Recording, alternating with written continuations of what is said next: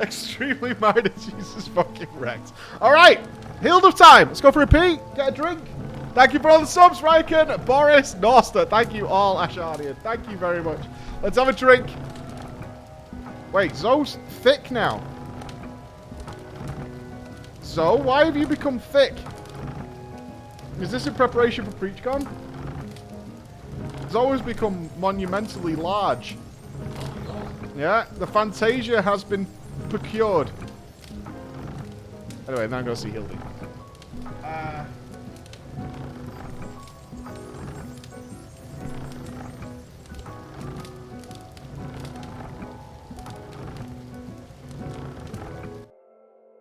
You okay to buy those, mate?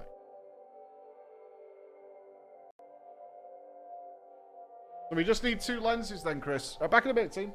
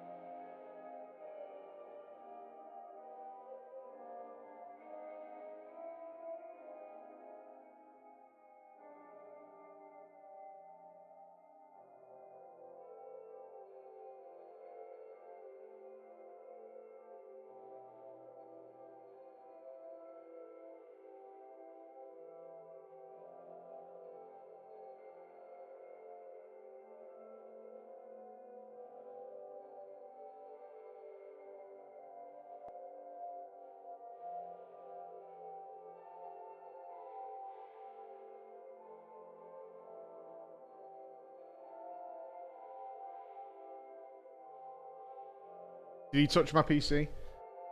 I think he did.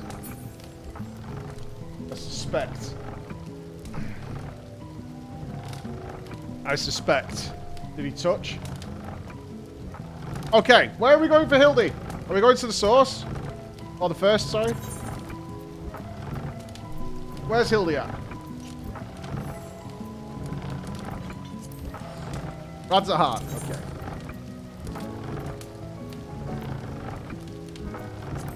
Let's go.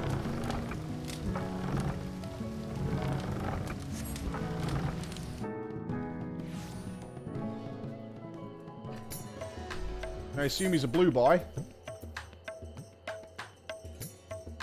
No blue boy? The sleeping gentleman. That's him, isn't it?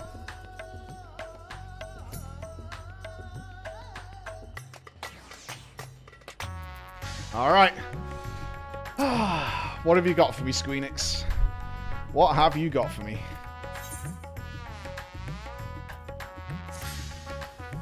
Wait, I know you! We met Kagani! You're the stone cold killer I asked to look after the love of my life! What's that look for? Sure you haven't forgotten me? You and me, we had a moment, a connection. Not like the one I've got with her, of course, but I know I left an impression. The creepy little bastard who smells like cheese and followed Nash. Oh my god, it's Bobby! It's Bobby!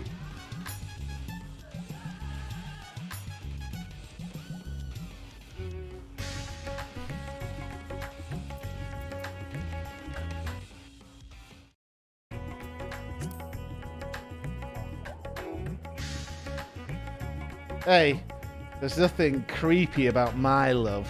It's as pure as the pristine waters of a forest stream.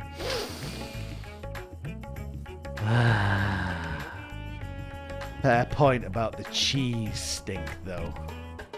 But enough about me. This is about the glorious feet of Miss Nashu. Ever since she got sucked into that weird portal back east, I've been scouring the world for any sign of her. I was this close to giving up, but then, huzzah, I found her here in Radz-at-Han. Normally I'd be happy to get back to playing the silent, invisible guardian, but she seems pretty distressed by the plight of her inspector friend. He's here too, but laid up and showing no signs of waking up anytime soon. My Nashu has been fashioning all sorts of medicines in hopes of rousing him, but to no avail. I mean, I couldn't care less if he kicked the bucket, but I hate seeing her like this. She's liable to work herself to death. So what say you? Will you deliver my dearest, beautiful Nashu from her plight? You'll find her over at the High Crucible. No doubt slaving over an alembic. And remind her to check my Twitch sub notification. It's tier 3. And with that, I'll get back to cheering her on from the shadows. You too, I guess. Now go, quickly. Save my beloved. Do not like. Don't like him. No, sir. Zidane. He reminds me of Zidane. No Zidane cosplayers around. Nashu! Oh, it's been too long. Hello. And that should do it. Now to take this medicine and...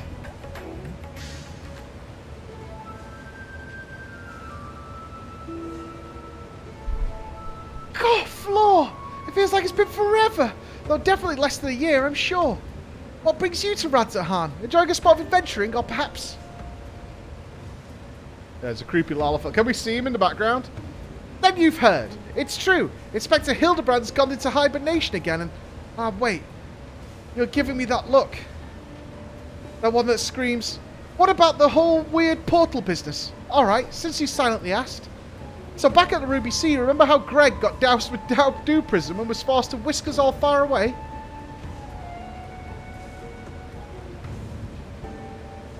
How that strange rift opened up when the inspector then got sucked up into, and how I followed him in after that?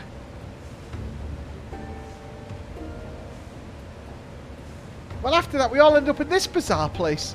Couldn't tell up from down, left from right, and so we wandered, lost and confused. Fortunately, Greg came to his senses and explained that we were in the interspectorial rift, and then he used some trick to bring us home.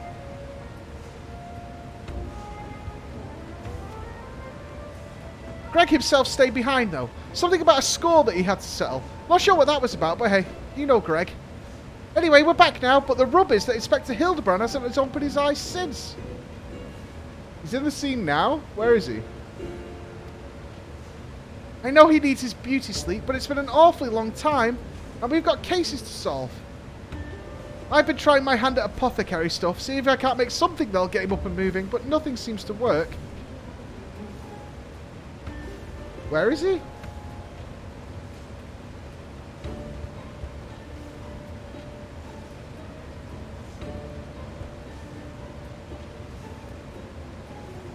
But I think we should be making progress. Me and Mr. Chupacabra from the Shoksuka concern, that is. You remember Mr. Chupacabra, right? Got sucked into the rift along with us. Former evil mastermind. Not so bad once you get to know him.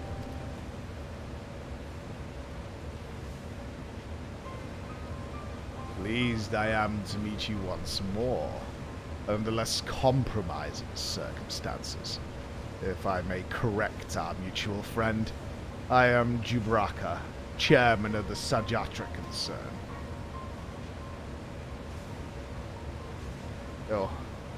Your distrustful and somewhat bloodthirsty glare is not unwarranted, but in my defense, who among us has not contemplated enslaving the rich and powerful to bend the world to their whim?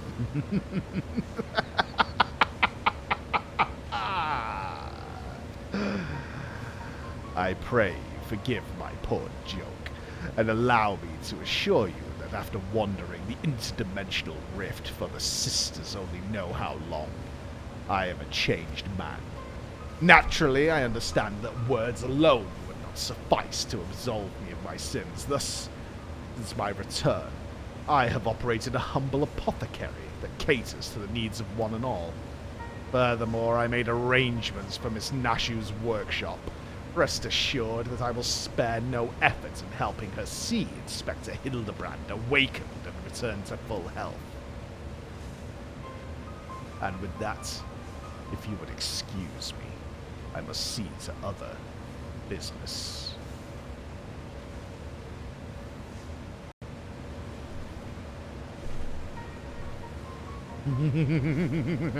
Oh, there he is! I've seen him, he's right there. Isn't he the nicest ex-villain you've ever met? Ah, but that's right. I just finished my latest medicine. I've got high hopes for this new recipe. I suppose I have to look into getting the Mandeville Man himself. Yeah, medicine might not be the trick. What about one of your bombs, Nashu? Any bombers? Really?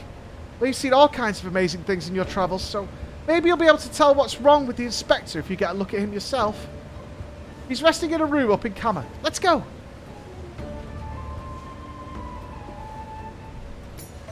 Oh, he's gone! He should have been lying on the floor there. Jakey. You know the friends list gives you away, Jakey. I'm just saying, if the friends list is not helping you at all there. Where is he? Blind. Oh, he's there. There he is. Yeah, I'm blind, I know. Which wood? Good to see it.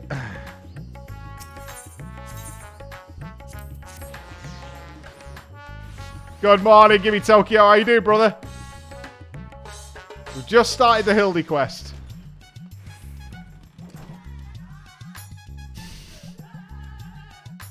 Why do I feel like you guys have missed me doing some actual predictable quests?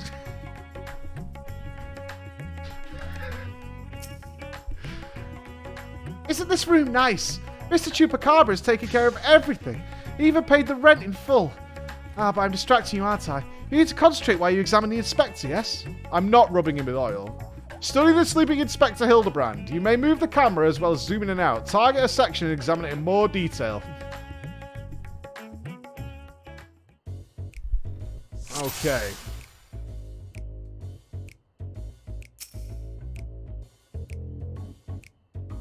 Rugged features belie what is at closer glance the sensitive mien of a cultured gentleman. While he still breathes, he appears to be locked in a deep slumber. The glove? Rippling muscles bespeak impressive strength, while smooth skin suggests that only the rarest of occasions does the man resort to violence. Troublingly, his limbs are stiff and cool to the touch, as if the blood runs cold in his veins. He's not a zombie then, and the leg. Beside the bed, Hildebrand's loyal assistant Nashu dozes peacefully. Her ability to stay calm in the most trying of times has been sorely tested of late. She's having a sleep? Paraga, the master of the house, searches the shelves with a remarkable dexterity for one so girthy of body and limb.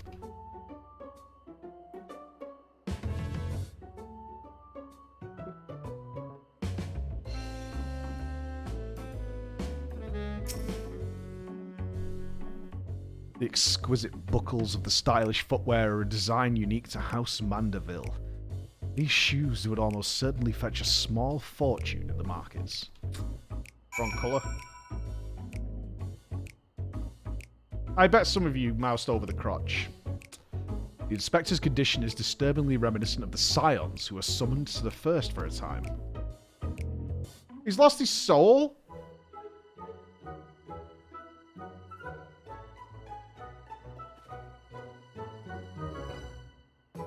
What? Oh, finished already? Any theories as to what's wrong with the inspector? I think he's a soulless husk. Yeah, I expect he may have been summoned to another reflection.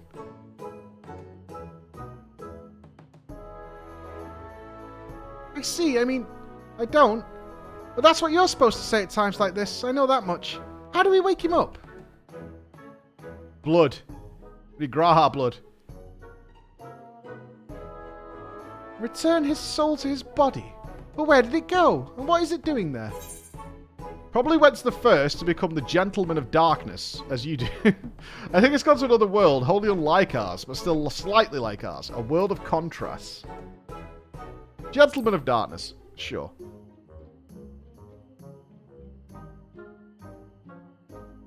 I see, right. So can you go there? Nodders.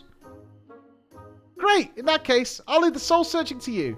I'm sure it goes without saying, but once you've arrived in this otherworldly world, look for a place that smells of mystery and intrigue, and chat with people there. That's standard agent of inquiry protocol. Oh, and since this is Inspector Hildebrand we're talking about, don't be surprised if you find him asleep or have forgotten a thing or two. Not to worry, I prepared my traditional medicine just in case. Don't hesitate to use it, and with that, do take care out there. Alright, we've got our bombs. Okay. Yeah, that's bombs for sure.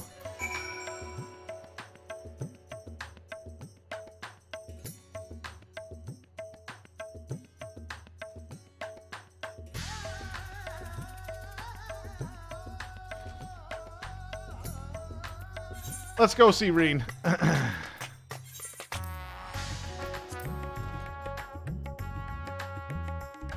They really... Window peeper. Oh, God. Window peepers. I'm not sure the squat emote was a good idea. It may have been worth not including the squat emote. Oh, it's nice to be back in the Crystarium. Many memories. Many, many memories.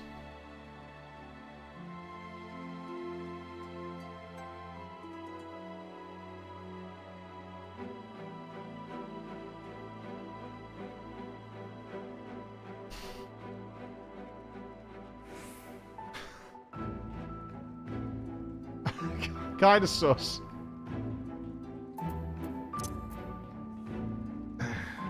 Why does it keep changing my fucking UI? Save. Why is this changing my UI? Any knowers? It's changing it to layout 4.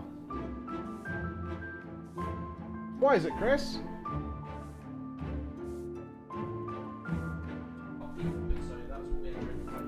Yeah, but it's bringing all this up now.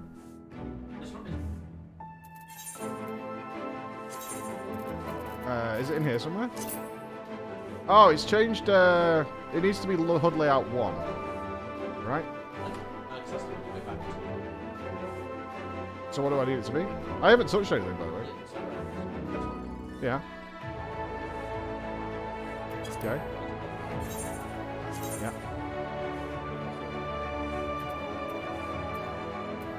I like this.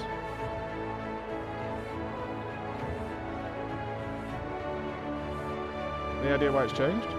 It's using layout 4 instead of 1. Okay. Do you have to do everything?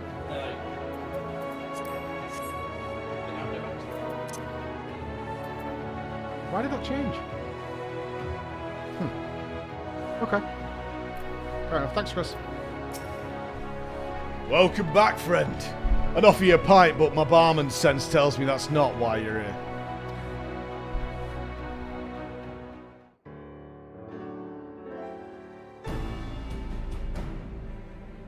So, this friend of yours has gone missing. Sorry to hear that.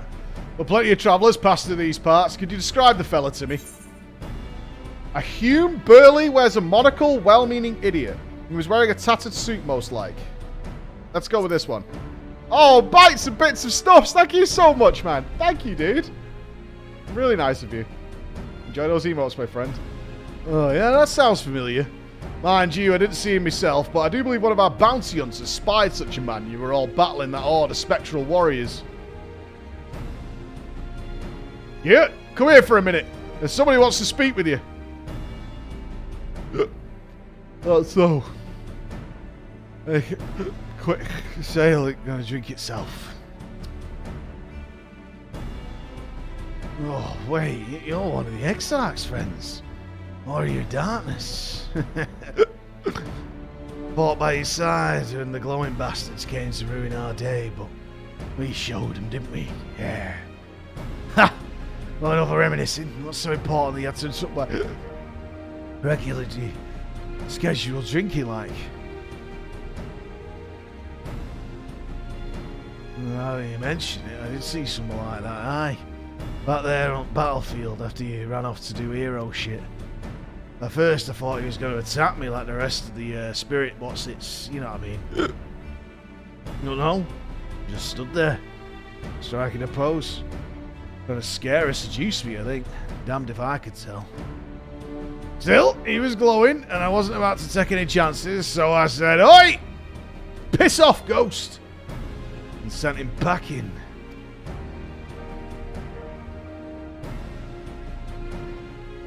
Did he die?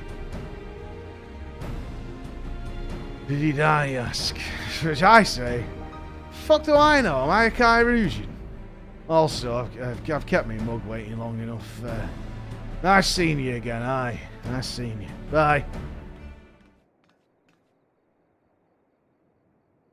Could it be the Warrior of Darkness?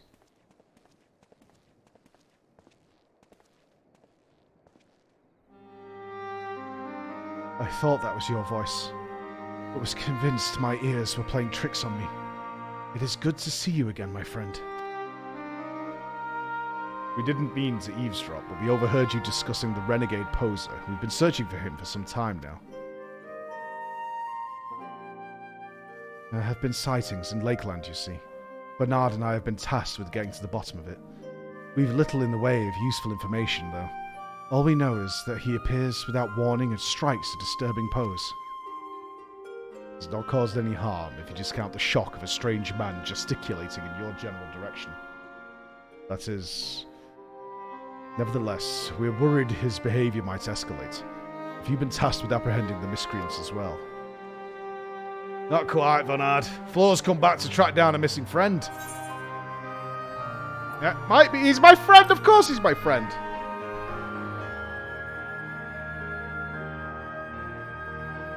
Well, if the man you're looking for might be one and the same, then why not work together? Between the three of you, you're bound to have better luck. It would be an honor and a great help. We were just about to leave to gather testimony as it happens. Come, join us in Sullen when you've finished here. We'll solve this mystery in no time. Well. Wonderful. Oh, roll quest. Wow. Wow. Alright, where's Sullen? Over there, near Fort Job. Okay. Yeah, we're almost there with the roll quest. Dancer to do. Just dancer to do. We're almost there for roll quest party. We'll get there. We'll get there. We're almost there. It's just dancer left. Well, we can level or we can do Hildebrand. Pick. Healer's leveled. That's done. Healer's done. We're ready to go on the healer. We're ready to go on melee. Tank's ready for all the roll quests, I think, besides the Endwalker ones. Let's do both, lol. Can't. I'm too busy being on Squid Games. You'll have to wait. You'll have to wait. I've got to be on Squid Games. I've got to win $4.5 million dues.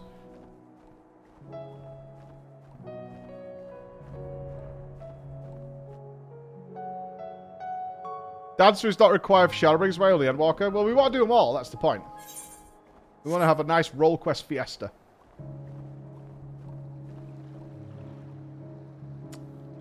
Hammer up. I remember. Ah, Raven Rib. Associating with the paws, I see. That's a nice picture. Hythlodeus gonna make me act up. Hithley would never do that. Hithley's a friend. Can we go in here?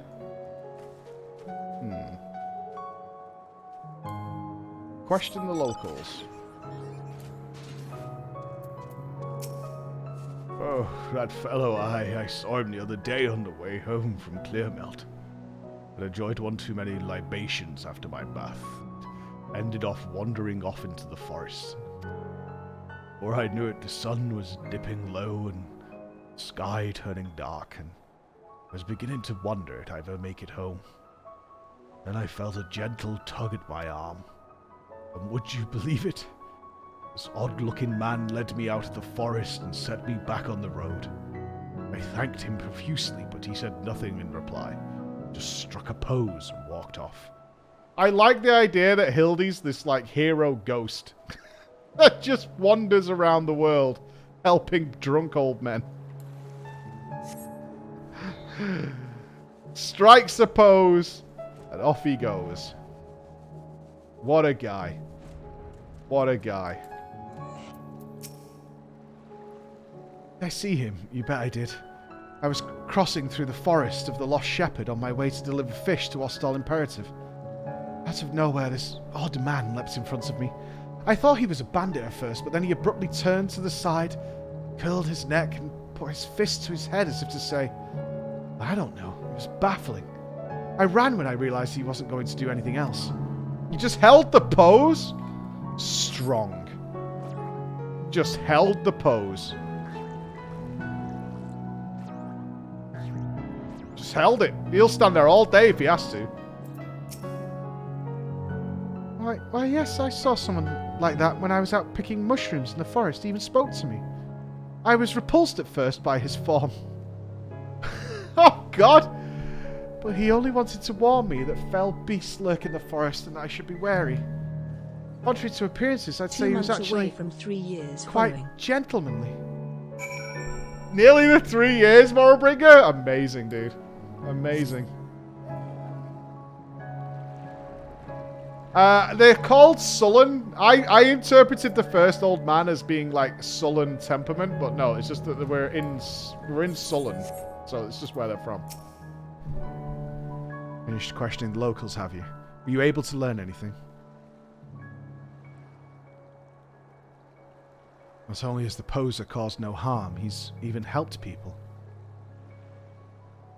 Though he's a gentleman, albeit a suspicious one. Something of a contradiction, you might say, but there's no reason to doubt what we heard. Everyone seemed to encounter him in the forest of the Lost Shepherd, right? And that's where we shall look. Alright. Spent all my money on beer in Germany, so you get the poverty sub this month. I'll take the poverty subs. I'll take the poverty subs for sure. Thank you very much. Poor subs. I like it. I'll take what's going. Imagine the camera I could buy with $4.5 million. Probably 6. No. 8K.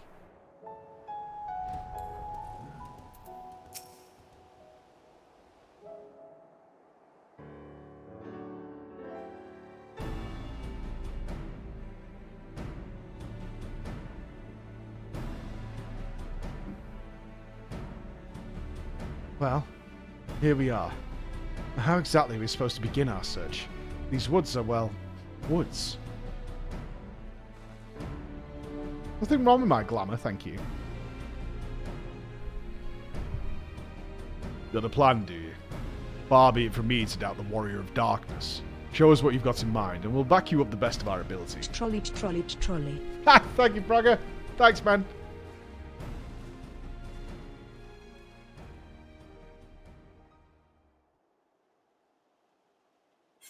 God, I've missed doing this. Oh, it's the Mambo, obviously. Summon him!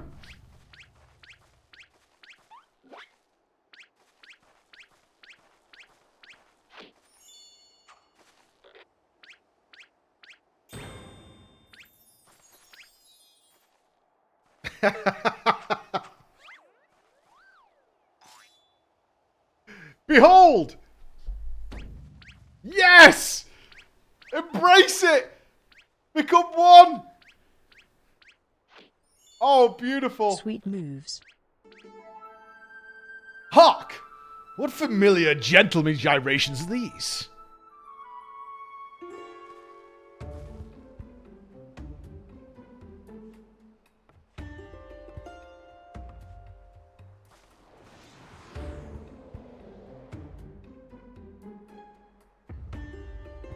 Oh my god.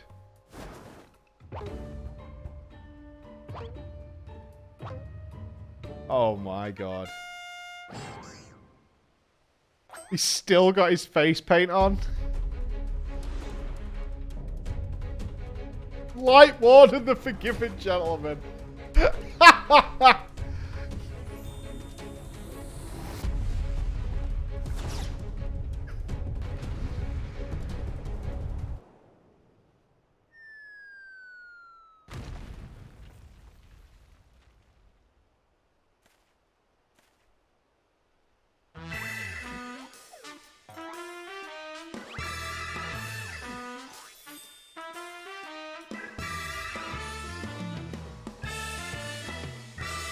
On your guard. It's a Sin Eater. No, wait. That's no Sin Eater.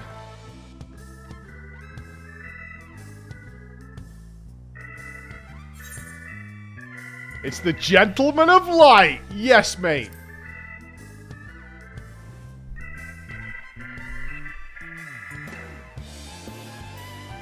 Gentleman of Light? Who is this Gentleman of Light of whom you speak? I am the Forgiven Gentleman, Devourer of Sins, Light Warden Extraordinaire.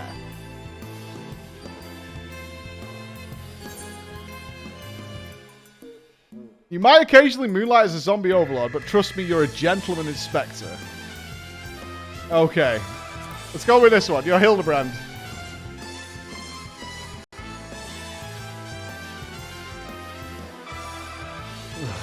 Inspector?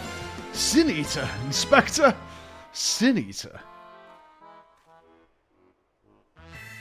You're acquainted with this gentleman.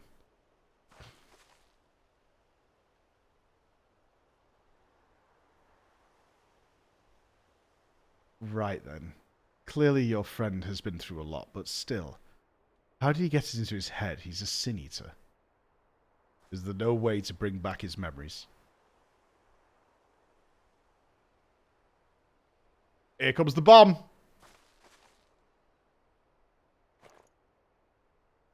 Yep. Explosives. We are still trying to save him, right?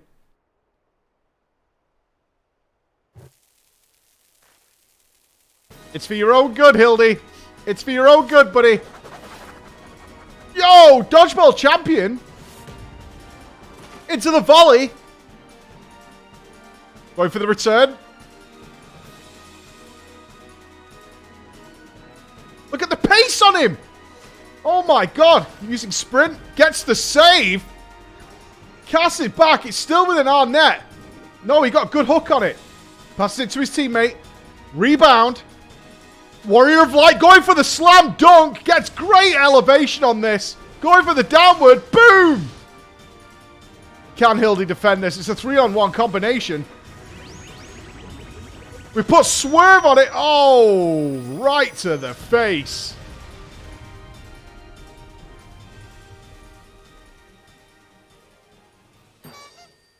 That's 1 point to the Warrior of Darkness.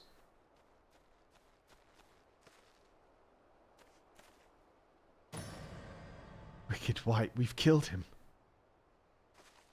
Calm down. You can't kill Hildebrand.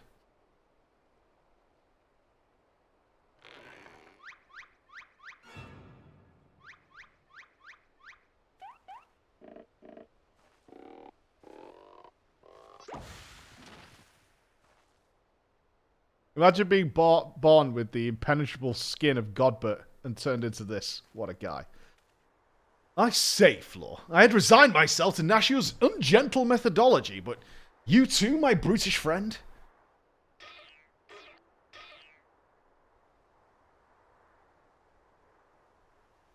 But never mind that. I do not recall the world being quite so purple.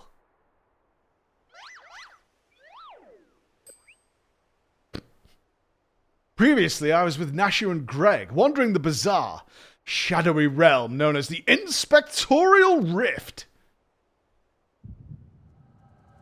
Echo?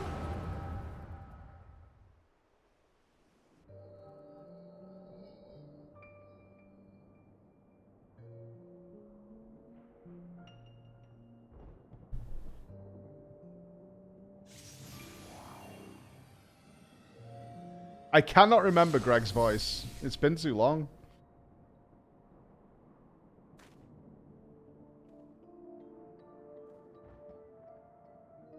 Where am I? Who am I?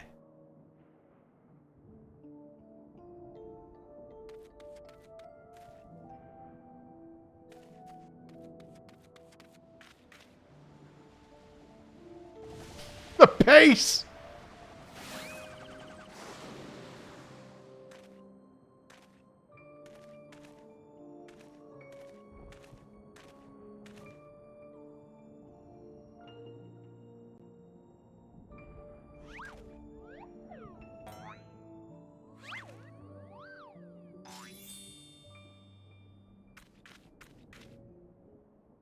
That sickening light, that aggressive posture, and I know what you are. You're one of them, ain't you?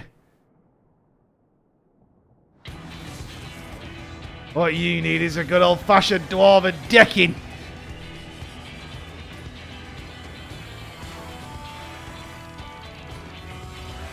Piss off, ghost!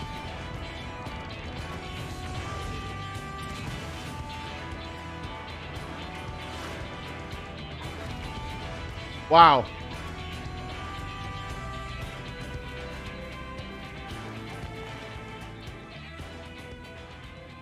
Look at the form, though. You've got to admire that form. The core strength on this lad.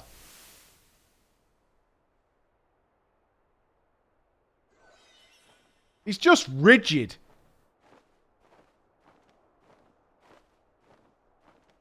Oh, and then a Sin Eater came for him. Did it shit on him?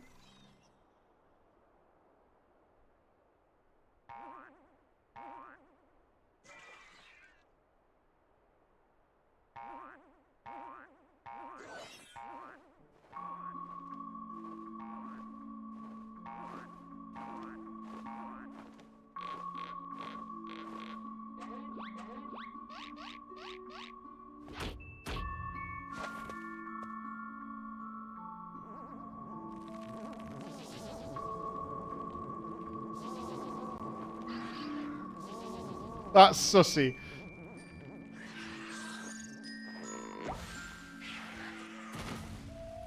Oh my god, his ass scared away a Sin Eater. Run for your lives, it's a Sin Eater!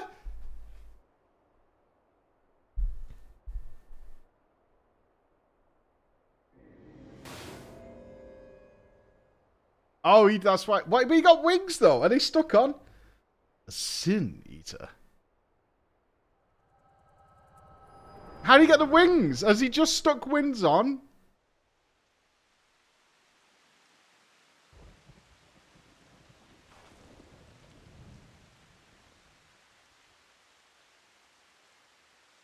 I'll be damned.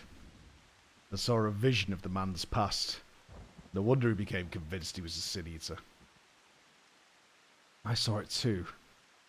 It was quite possibly the most ridiculous memory I've ever glimpsed. Answer me, my faithful assistant. Where are we, and why is it so purple?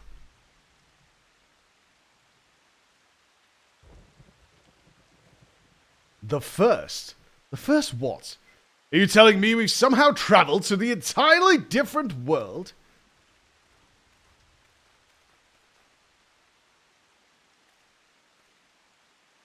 Good gods!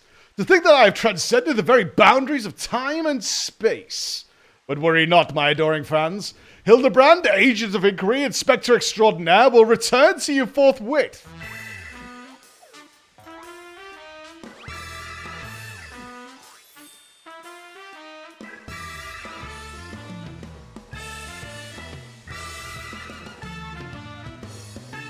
He's back. We've got to get him home. Although I'm not sure he exactly belongs where we are.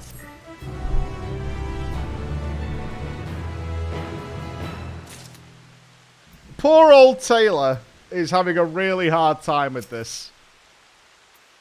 I can't help but feel this is not what the echo was intended for. Explosions, dwarven deckings. Is there nothing this man can't withstand? Oh, okay. Vonard is like impressed. I like this. Vonard is like actually impressed. While I've been enjoying what time I've spent in this far-flung first that I can remember, we should be getting back to our own world soon. Would you happen to know how we might go about doing that? Restore my soul with a spirit vessel, you say? Say no more! Your cursory description was more than enough for me to grasp the concept completely. It is not unlike brewing the perfect cup of coffee, which means our task is clear. We require the services of a skilled soul sommelier. Oh, not Becklug. Oh, no. I haven't pushed my face into my neck in months.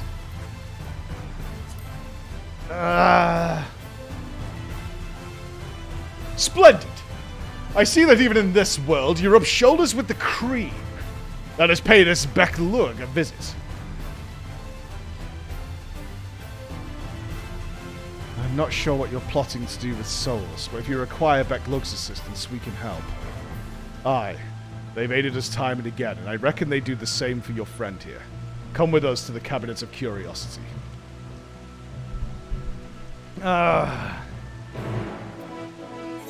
Okay. Let's go. All our favorite friends are here. Wonderful. Any Reenas around? Visiting the first and not seeing Reen is rude, honestly. Crystalline mean.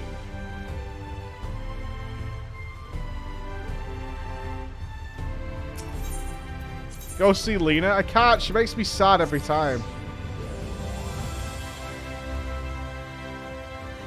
She always makes me sad. She just wants Graha back. That's all. If you're ready, I'll call for Becklug.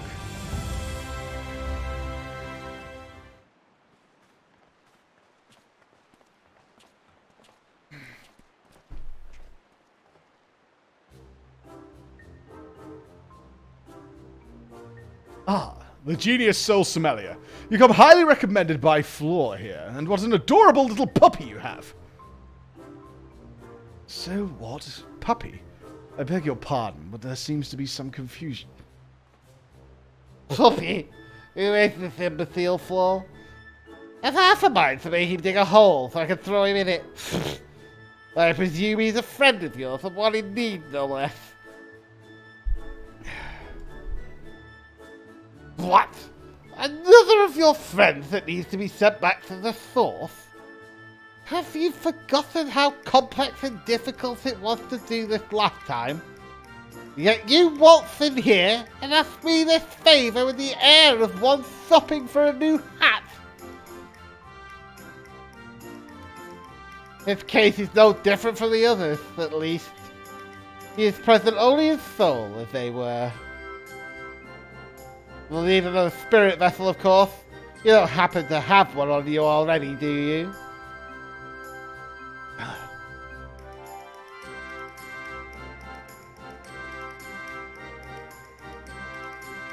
Entrusted to you by the crystal exarch, you say? If only he knew how you were using it. Fortunately, I have a porksy on hand. We've been using it to treat patients at risk of transforming into ethers. I suppose it's due for a change of pace. There is, however, one concern. In case I didn't make it clear before, the process can place great strain upon one's soul. If he is lacking in resilience, there is a chance he will not survive. That his very essence will be rent to thunder. Yeah, that's fine. Let's risk it.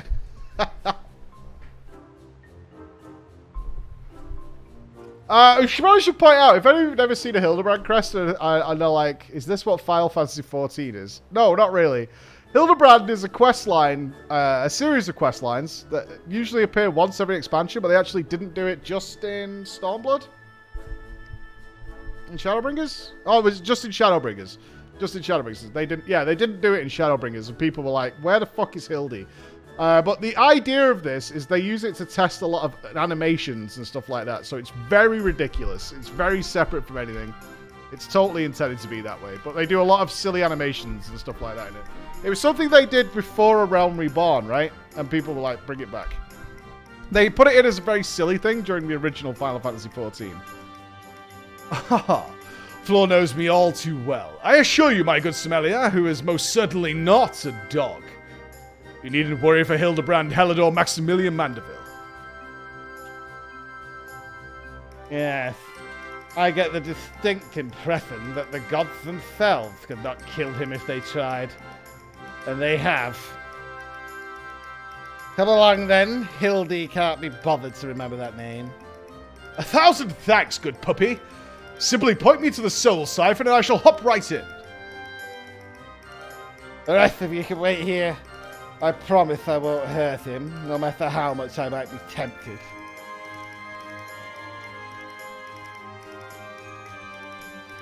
Well, this is going to be a quick fix. A very quick fix. Done! You will be pleased to know that the process was smooth and uneventful. Honestly, I was hoping for more of a challenge. All you need to do is take his spirit vessel back to the source and bring it in contact with his corporeal body. He will awaken immediately with his soul and memories intact. Is that all we do in the first? Oh. If there is nothing else, Vonad and I should be getting back to our duties. It was a pleasure, Floor, if all too brief. I won't pretend I understood even a fraction of what just happened, but I'm glad I was there for it. Ha! Twitch chat in a nutshell. Till we meet again. Rest assured that Taylor and I will be doing our damnedest to look after the people here in your absence.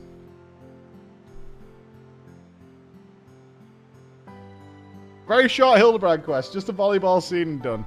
Back to Nashu. I wanted him to see a Talos. I bet he could fight a Talos. Even the big one.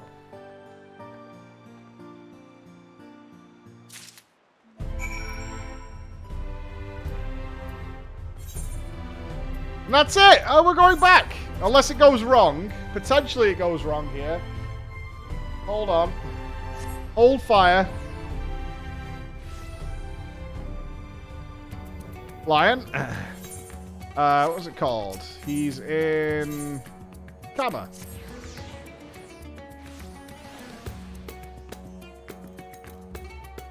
Jakey. Oh, his body's gone. You're back, and that's a moment too soon. We have an emergency on our hands.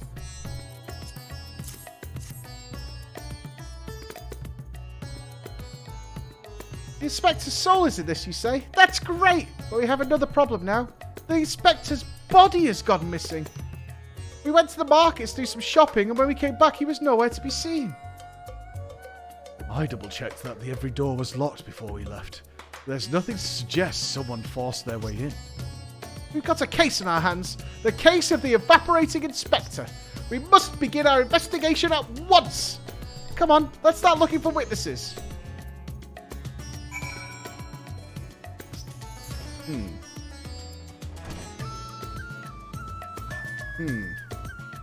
Where's Jakey gone?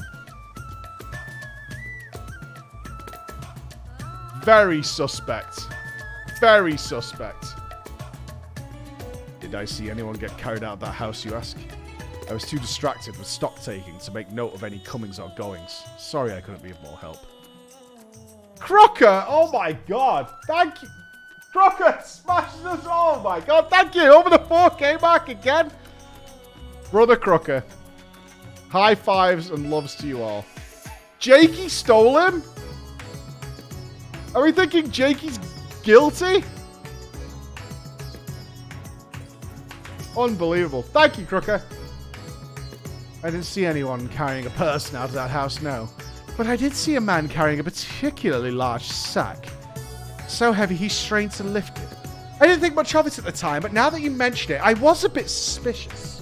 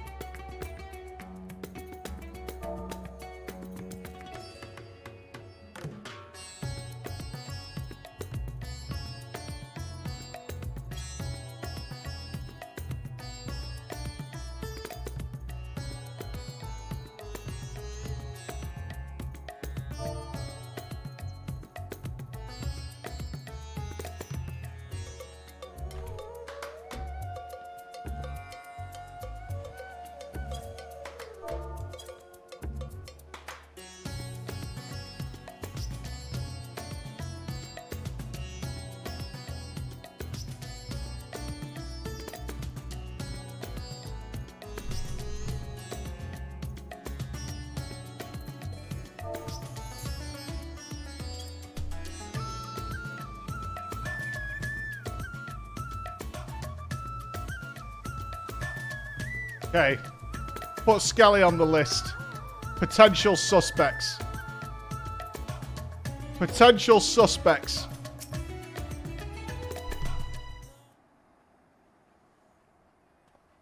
Ah, there you are. This man says he has vital information that will help us in our investigation. A pleasure to make your acquaintance. I am Delian, editor-in-chief of the Thavnarian Truth, a monthly publication devoted to exploring unexplained and otherworldly phenomena of our... Oh my god, is it a conspiracy theorist? I'm so in. I am so fucking in if this guy is, like, believes in, like, a flat world and all that. I can't wait. I can't wait. Your companion shared with me the news of your friend's disappearance. I happen to know precisely who is behind the incident, but I fear you may not like the answer, for the kidnapper is not of this star. They come from the heavens, from beyond the great expanse. They descend in curious, saucer-shaped airships to study our world, our society, our buildings, our very bodies. You shudder, no doubt, as you realize of whom I speak. It couldn't be, you protest. Oh, but it could, and it is. Your dear friend, the inspector, has been abducted by... aliens.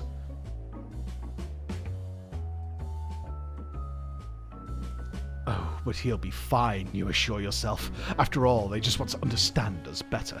You poor deluded child. That they do, but do what end? What else? That they might one day take over our world.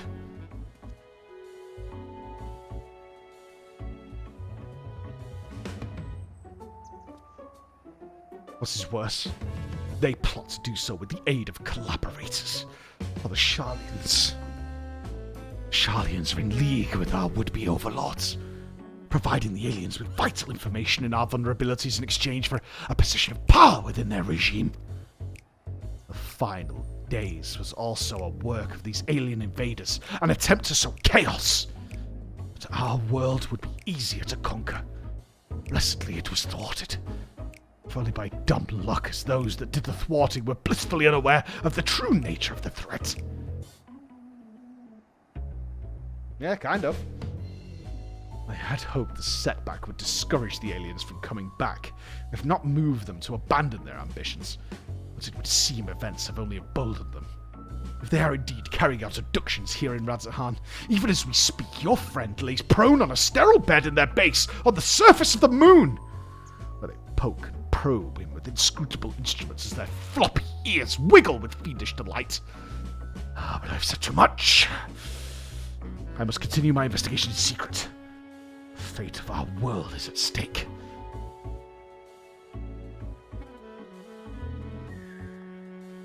I mean, are we actually going to go see the Loporrits, though? Oh no, that sounds awful. We have to go to the moon and save the inspector at once. At least, yeah, he only got the floppy ears right? Probing way? No. No, slicing way, more than likely. So you don't think the inspector is somewhere getting probed by aliens? But if not them, then who's probing him?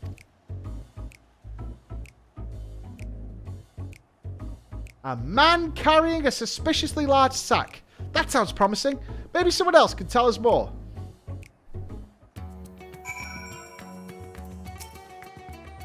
Someone up ahead may have seen something. Let's ask around. Yashu is now accompanying you. Keep putting your side on to proceed with quest objectives. Okay. Alright.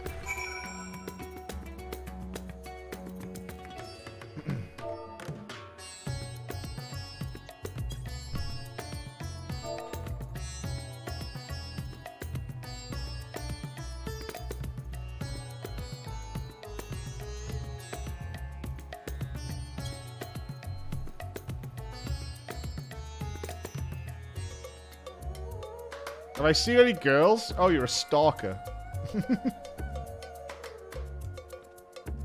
Any large sacks?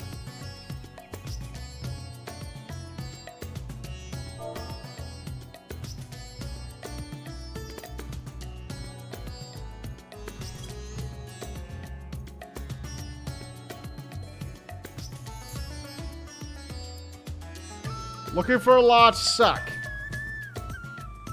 One large sack. Ah, the janitor will know. Rieger and his family are the nicest people. They've got such gentle eyes and long snouters too. Longer than anyone I've ever met in Eorzea. Yeah, the janitor will know.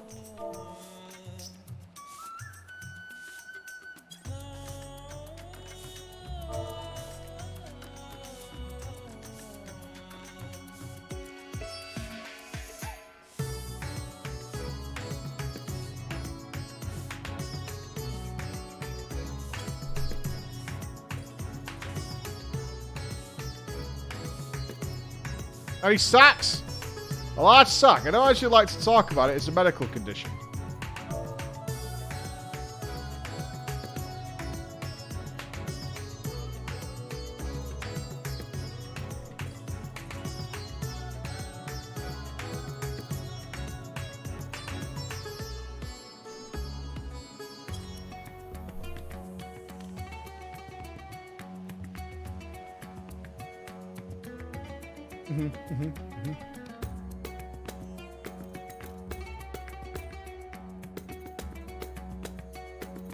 Well,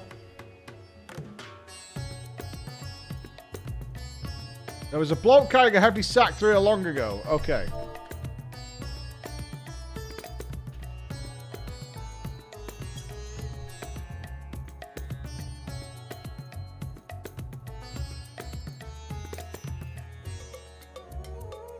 No more than usual. Okay.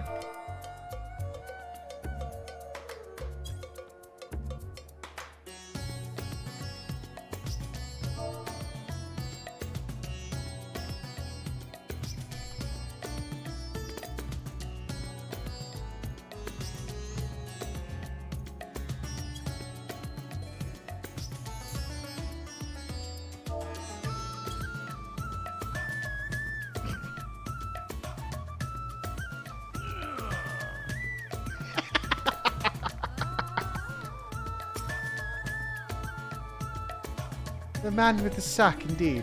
I couldn't help but take note of him as he passed, trying so very hard to be inconspicuous as he was. He descended to Alzal's path, then went over to the fountain, where he met with the merchant, I believe. Such a hefty sack it was. My mind was racing with the possibilities of what it might contain. That had to be our man, right? We need to hunt down that merchant. Okay. A sack so hefty, it causes the mind to race. Interesting.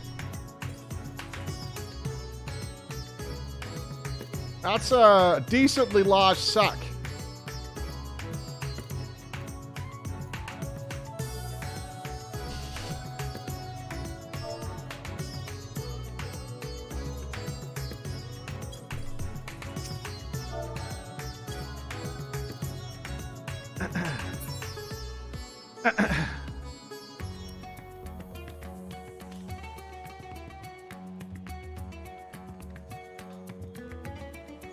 Did I see a creepy lying on a ledge? I saw a lion on a ledge.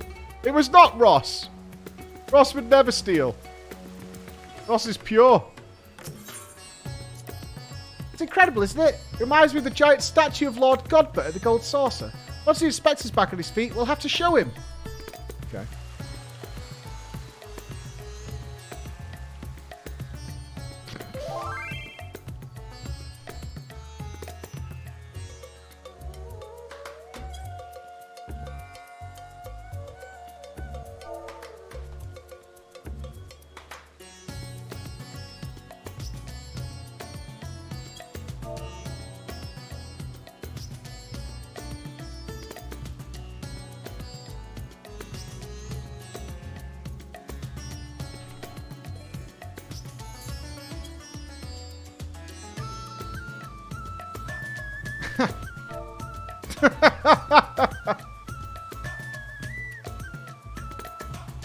Fair enough.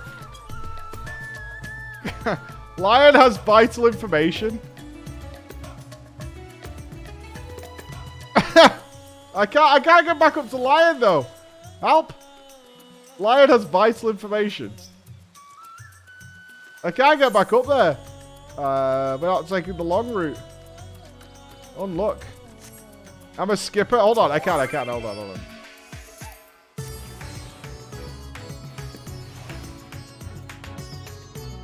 Ah, you should still creeping over here. Raven's safe for now. Oh, there's an Easter egg up here?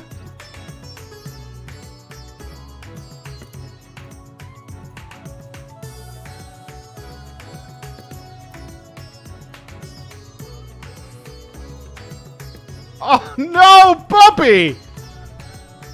Oh, Bobby. Bobby, please. No, Bobby. Bad Bobby. I'm not doing the jumping challenge. No. No.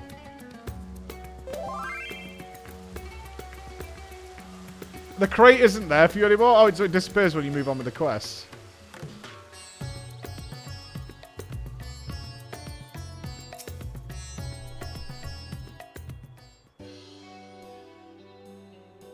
Man with the large sack. You bet I saw him. In fact, I sold him my chocobo. At first, I told him to get lost. That bird and I go way back and so forth, but he was in a hurry and his offer was very generous. When you're in my line of work, you can't afford to get too sentimental. And now I can buy a whole stable's worth of chocobos. Did he say where he's planning to go next? Lalafell check? Mod check? Oh, no? That's not him, is it? That's just another Lalafell. Don't accuse all Lalafells. He was muttering something about having to get to Saltwind's Welcome in a hurry. Probably why he was desperate for a chocobo. It's a long way to go on foot, never mind the sack. Did you hear that, Flo? We need to head to Saltwind's Welcome right away. Nodders? Nodders? It's not all Lalas. How can you say that? Saltwind's Welcome. Okay. Oh, we got some flying to do. Let's move out.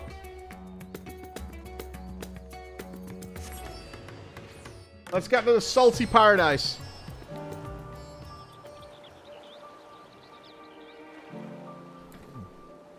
Refreshing. It's all the male Lalas. Maybe. They have Makote's dance for them in very risque thongs. The Lalas? No way. They would never do that, right? That's untrue.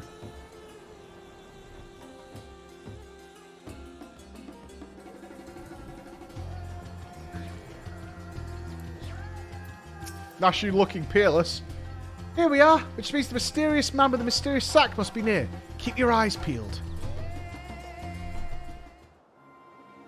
Who's the sack man? Is it going to be the creeper? Over there. That man is definitely up to no good. It's not going to be the NPC again.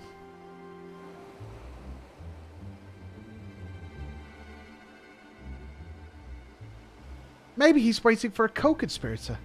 We should stay out of sight and watch what happens.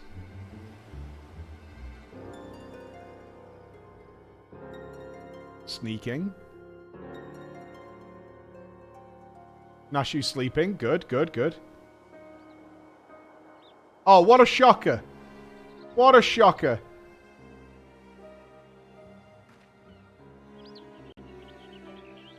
Ah, Mr. Chupacabra. We expressly told us he had put the evil schemes behind him. He wouldn't lie, would he?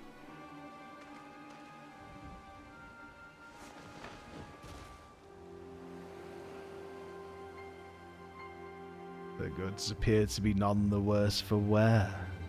Very well. Your payment as promised.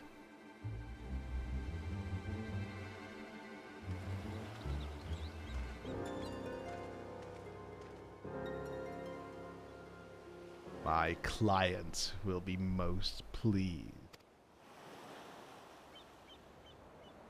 Who would the client be?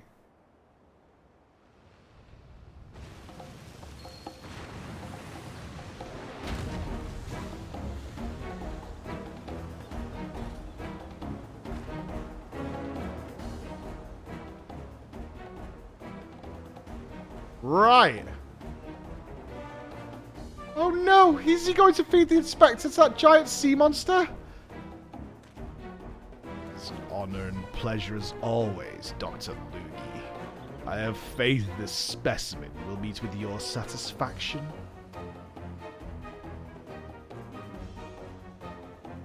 Where was Dr. Loogie from? FF4, right? Yeah? So, this is the one said to be the strongest, most resilient in all the world. The Mandeville Man. None other. He has weathered countless explosions and a multitude of martial abuses, including a devastating suplex I myself did witness. It is even said he survived a journey to Dalamud itself and survived the Lesser Moon's fall with nary a scratch. Most fortunately for us, he has fallen into a coma from which I am assured he will never wake. You are free to do with his body as you please. Even the mightiest of warriors can't fight while asleep. Those meddlers may have gotten the better of me and my beautiful boy in the Tower of Babel, but my next child will be all but invincible. With this body mind to command, I will exact a bloody, glorious revenge! Forgive my boldness, Dr. Loogie, but when might I expect the rest of my payment? I have debts that must be repaid. Worry not! With the Telophori gone for good, the vast fortunes of House Brutus is entirely at my disposal. I shall shower you with wealth, my loyal minion. Gladly shall I accept the spoils, Doctor, and resolve never to renounce my wicked ways, for surely this time I will suffer no comeuppance.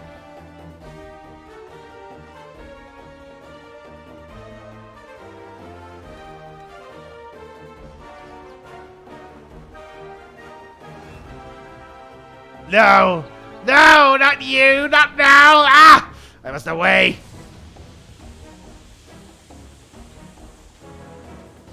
That robot's slow AF, bro.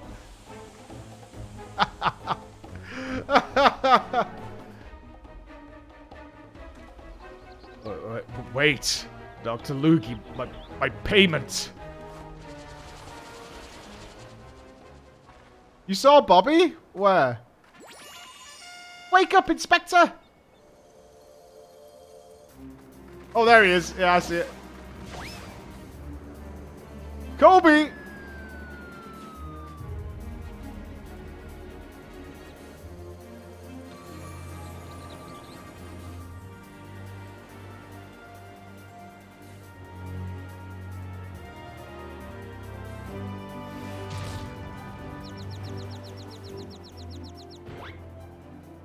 Could it be? The world's no longer purple.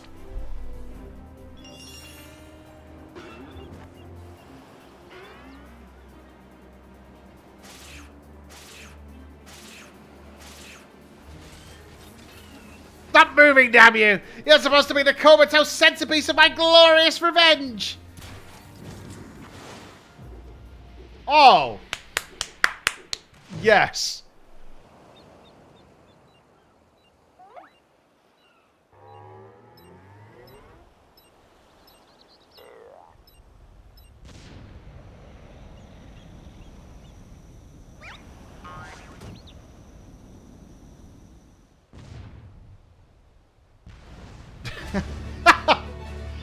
Bobby! Is he going to the moon?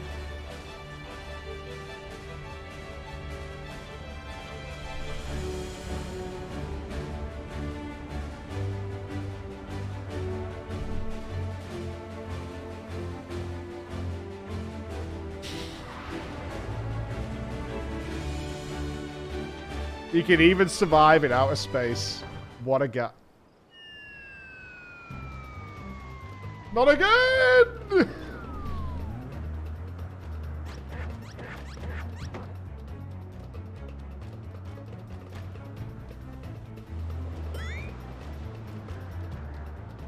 He'll be fine. He's just got to judge the landing. If he jumps just before he hits the ground, he'll be fine.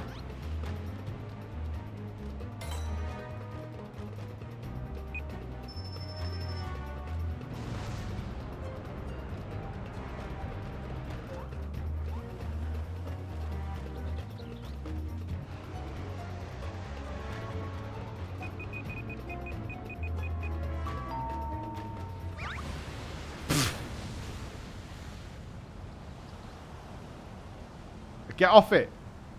No! Oh, trap my nuts. Nut trap.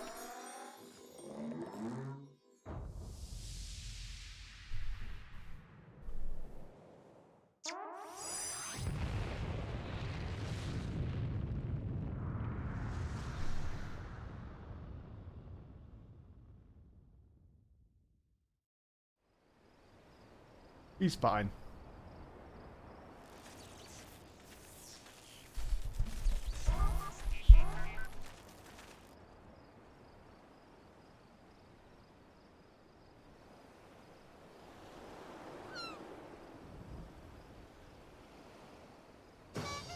Perfect form.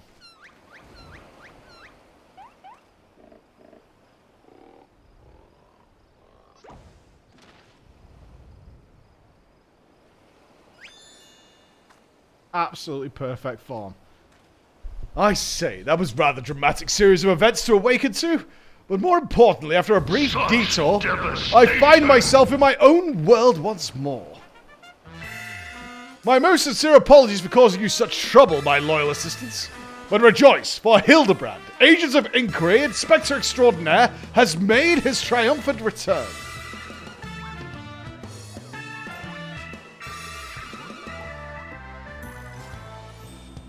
We're saved. Oh my god.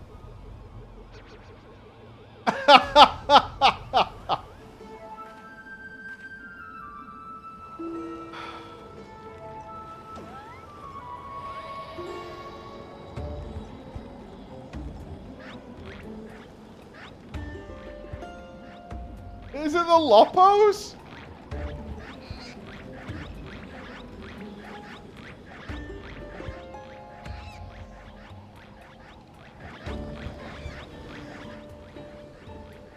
Yeah, Bobby's gone.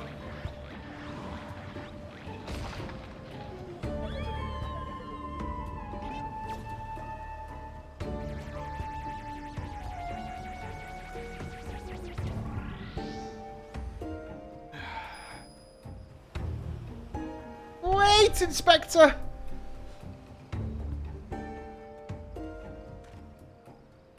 I knew it. An alien abduction. To think I would have the chance to witness one with my own eyes. This month's issue of the Thavnarian Truth shall be the best one yet. And just when I thought we finally had the Inspector back, off he went, and then came back, and then floated off again. Probably gone to the moon. Who's laughing now? Yeah, proven. Bigfoot time.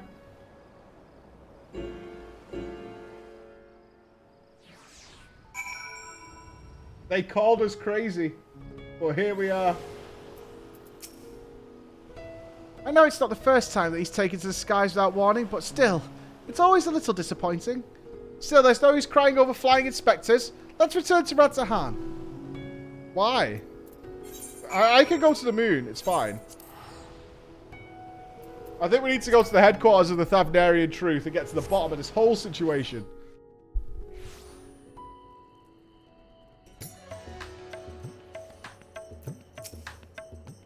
Oh, Inspector. Why have you left me again? And where have you gone? No, this won't do. Get it together, Nashu. There's a case to be solved. Just you wait, Inspector. Your loyal assistant, Nashu, will solve the mystery of your disappearance. Again! And don't you worry, Flo. As soon as I have a new lead, you'll be the first to know. Till next time.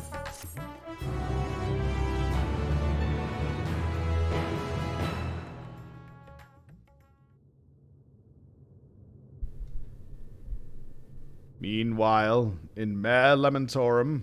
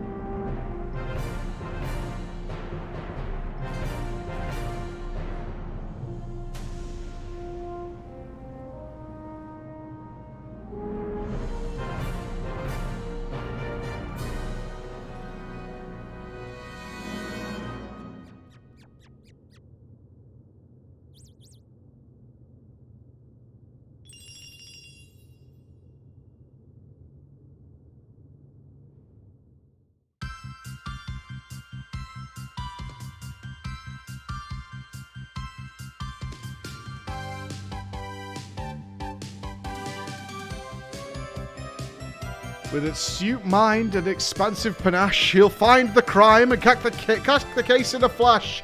Dashing, debonair, pure gentleman's flair. Our ages of inquiry, Hildebrand Mandeville. Truth and justice never go out of style.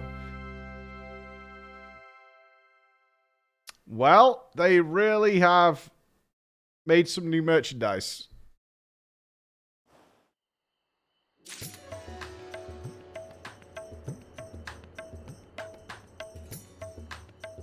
Wait, is that it? Do we have to wait for the next patch? No, man. Oh, no. You... What, mate? Oh, this is the worst.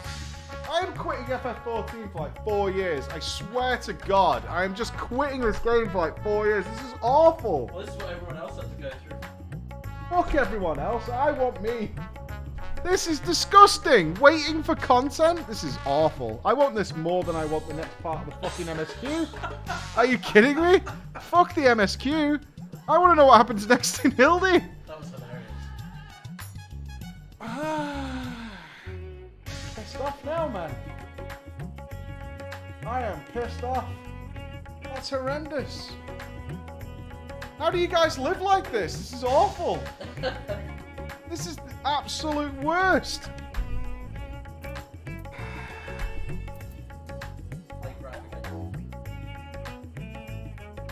I thought it was just the Hildebrand quest. 100% I thought it was just the Hildebrand quest. Yeah, I thought they'd just released the whole thing. I wasn't there. I wasn't there for however it's been. We're used to it. I'm not. This is horrendous. Congrats, you're one of us. I don't want to be one of you. I don't want it. Well, Tataru's up next. What are you getting? I'm being very healthy. I've had my oats this morning. I've hit the gym. Subway sandwich. Yeah, turkey and chicken, something like that. That's not too bad. No, I don't actually. Some cheese on it. That's it, and some sauce, some barbecue sauce. Yeah, and some brown bread. Brown bread. Thanks, Chris. Tataru's is also episodic. That's fine. That's fine. Oh, that hurts. That hurts the soul.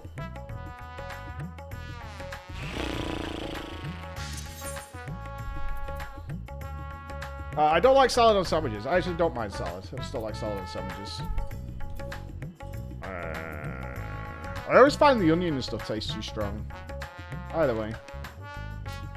Yeah, she'll be an old Charlie and running a sweatshop, won't she?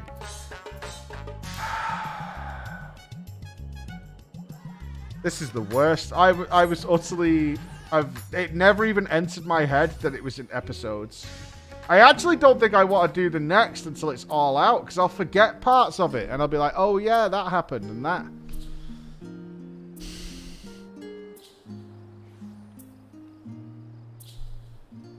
I'm devastated. Legitimately devastated. This isn't like the feeling I have in WoW at all. Like, well, I'm annoyed there's another story part. Oh, God. Not again. Small business, big dreams, I assume, is our girl. What?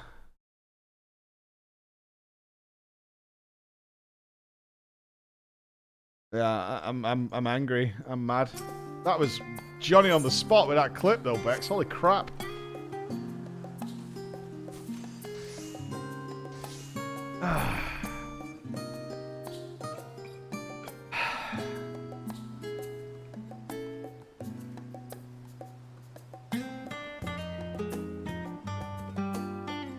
You're in the wrong place. Okay.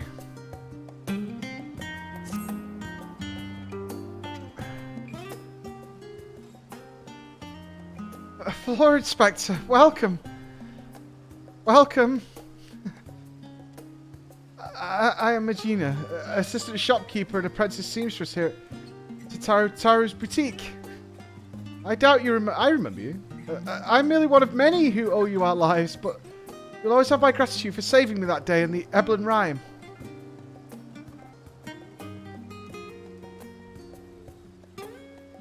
You're too kind. Well, I hate to ask more of you. Please say that you're here to assist Mistress Tataru's new endeavour. I can't let her hit me again. No, she's not here right now, no. She'll soon will be here.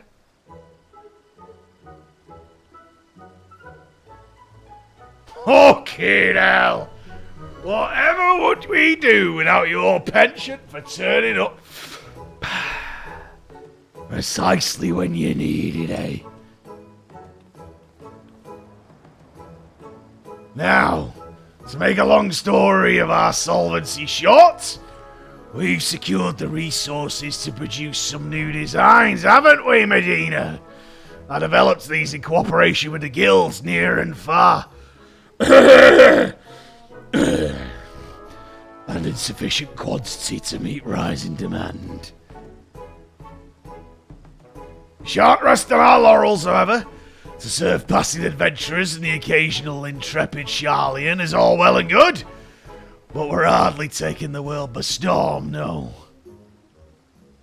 Much like yourself, we must look forward to new horizons. The Scions prove that cooperation on a star-wide scale is possible, and we would be fools not to capitalise on that to build the grandest trade network in the history of idling. All for the greater good, of course, aye. Yes. Whatever you wish, Mistress Tataru. It's a wonderful opportunity. I often think back to that incredible moment when the Garlean army came to our rescue.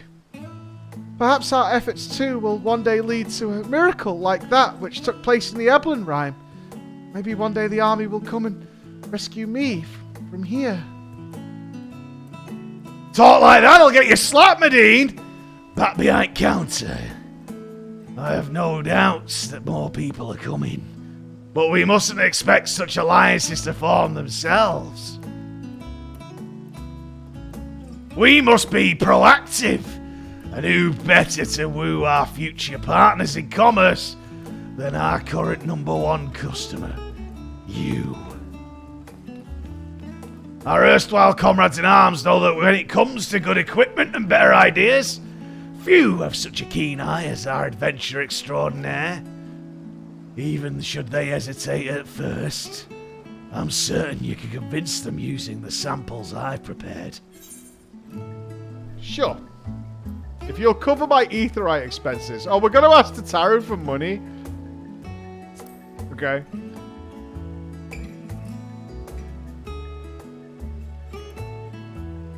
But of course, with your assistance, we'll have both coin and goodwill flowing in no time.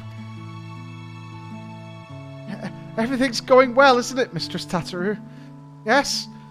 No need for the chain again. Where shall we send Flo first? We? Medina, you dumb bitch. Shut your mouth. Don't you worry your petty little head. I have it all planned out. First, Limsa. Cicada's the bloody executioner's working harder than ever. And he's a pirate. Got access to some underground cigarettes that he sends my way. Cheap they are, and he'll appreciate any extra supplies. Next, Gridania. That boring fucking seed-seers are a source of trusted authority and insight in the Shroud. They'll convince anyone to buy our stuff. Can't go amiss in cultivating the investment of, say, Aaron Senna. His insular station has likely given him little opportunity for dealings outside of Gridania in the past. So you want to leverage that Ilzabardian contingent camaraderie, assure him of the value of our venture. As for Uldar, I feel confident in pinning our hopes on Pippin. He's always been a stalwart ally and he fancies me. And it goes without saying, he's got more than a little sway in the Sultanate. He thinks I'm beautiful. Between his involvement with the Immortal Flames, the Syndicate, and the Colosseum, he's bound to find a use for quality accoutrement.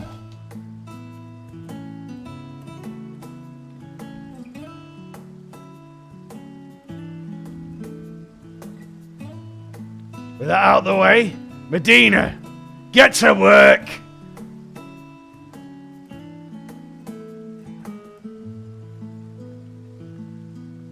Alright, we got a mission set. Is Arasena the little ginger kid? Alright. No, thank you. Thank you, Chris. Never let it be said that Tataru is stingy with his samples. Here, take a little slice of steak pie with you. That'll get him. Now, you make your way to Limsa and climb aboard the Estelicia. I'm certain someone will point you in Sicard's direction. I have my own avenues of inquiry to attend to, albeit pub. Let's go!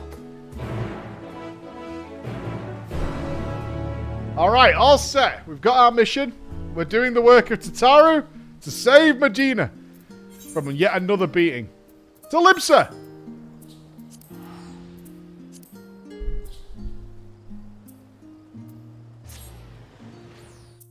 Don't forget pie and peas pudding. That's what she likes. Pie and peas supper with gravy, thick as mud. Oh, she likes it like that. Oh, yeah.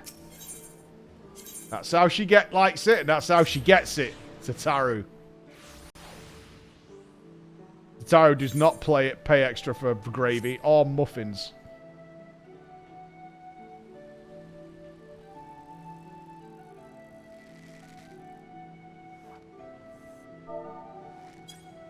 Why can't I kick?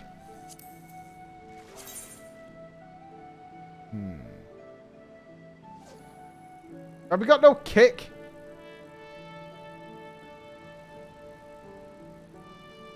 What cigarettes does Tataru like? She makes her own. Woodbines. / sulk.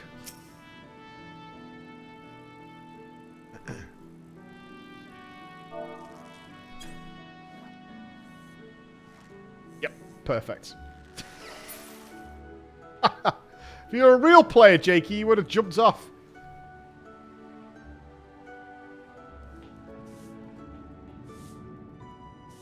I hope Braggart will notice me one day.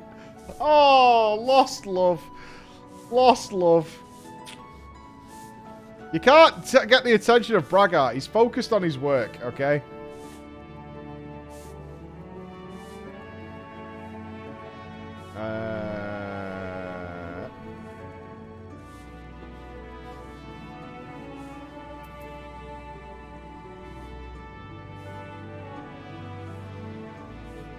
It's a good glam. It's a very, very good glam. Stare at me. Alright, I recognize you. What do you want?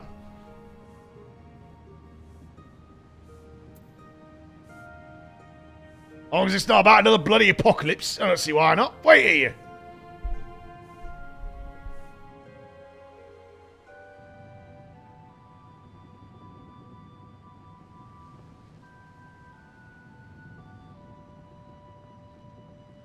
I wish we could get the ship as a house. I like this. There's something about standing on the deck of a ship that makes you feel good. Oi, oi, well, bugger me.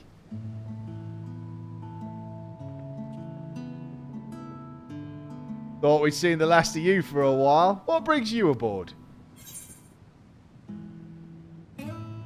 I'm literally a travelling salesman for Tataru.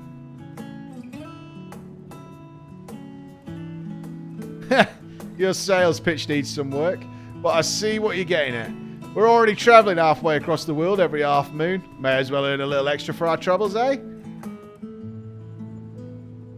You know, there was a time I thought pirating was the old world. That being the best of them all meant something. Going to Hildzabad made me see how small the world was compared to the real one, standing next to the star's finest. I started to wonder what I had to brag about. Then the bloody executioners went and did me proud by bringing in a bigger goddamn haul of adamantite than anyone else in the realm. Between that and the new metalwork we got going on with the kobolds, it seems like right the time for the executioners to change our sails, so to speak. Which is all to say that if we got wares for promoting, I'd be happy to show them off across the realm and beyond. That was easy. This is not how business works. Masterworks from Taru's boutique, guaranteed by the warrior elite herself.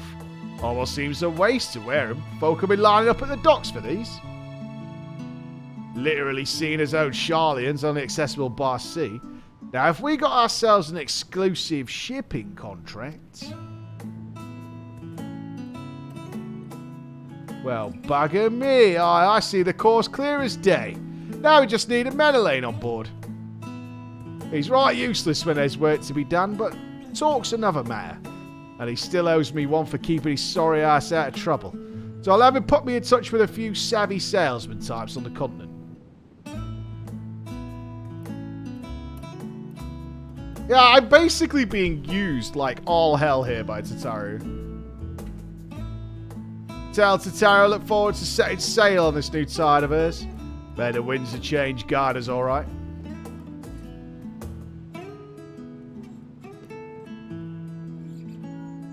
Thank God we have all these friends to provide to...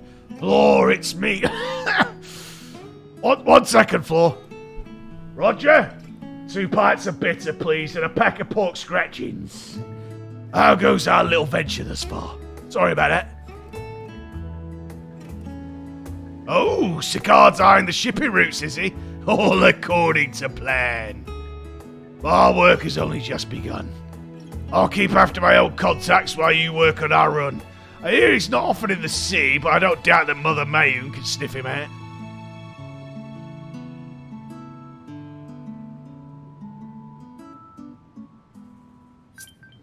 Yeah, it's all going according to a plan. Grenadier! Oh, it's been too long. It's been way too long. I think this... Speak with... How do we pronounce this name?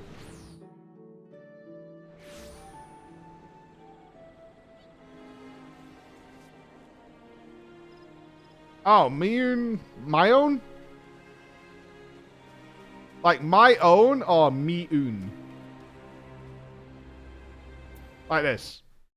My own or Miyun. Miyon. Miwon. I assume Mion. I go with Miyun. Mi-o-un. We'll call it Mimi. What's this quest? A sight to behold. Why, if it isn't Floor Inspector? Struck with sudden craving for pie, were you? Or is it information you fancy?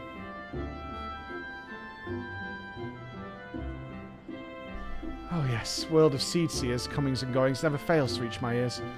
I'm told that ever since he returned from his foray to Ilzabad, he's been roaming back and forth between our neighbouring tribe settlements and the Lotus Strand.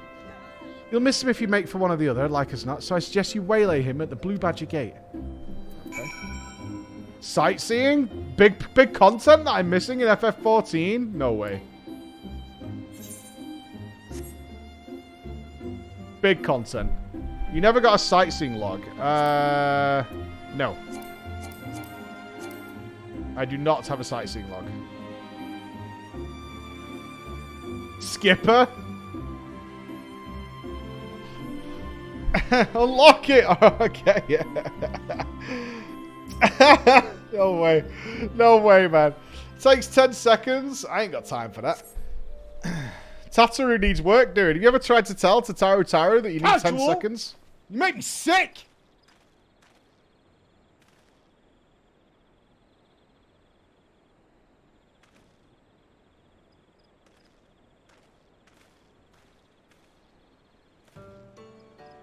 Curious.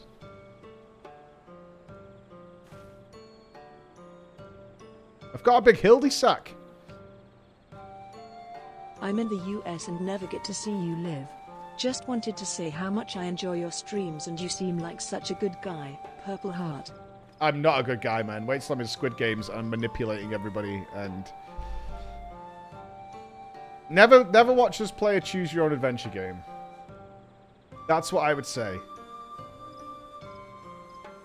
That's what I would say. But thank you for coming. Thank you, Giselle. Thank you, dude. Might I ask why you're loitering at the gates, Floor? And with such an enormous, bulging sack?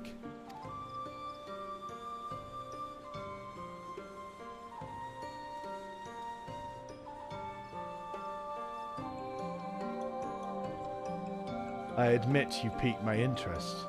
I only have a very small sack due to being ginger. To integrate the tradition of an ingenuity of guilds throughout Eorzea in such a fashion is no small feat.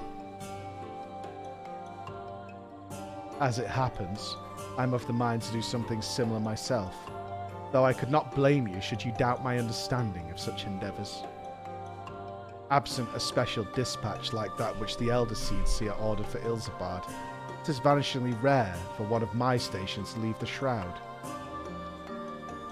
You are doubtless aware that historically, Gridania has placed the peace of the Twelveswood and our covenant with the elementals above all else, often to the detriment of our relationship with people.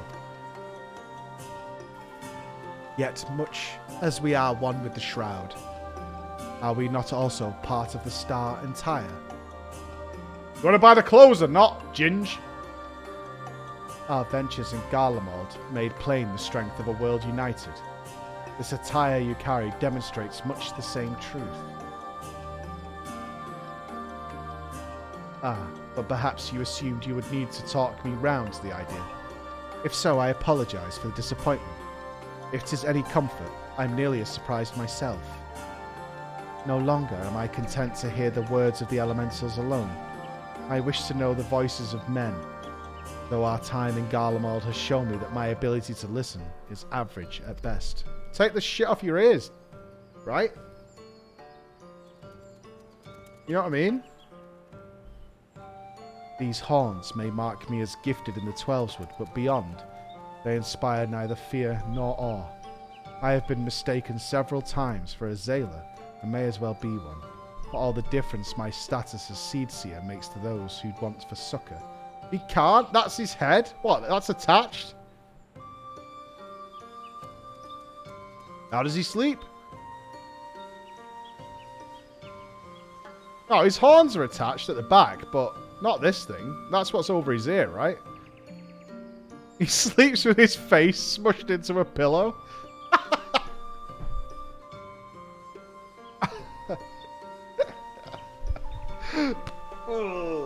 Night night.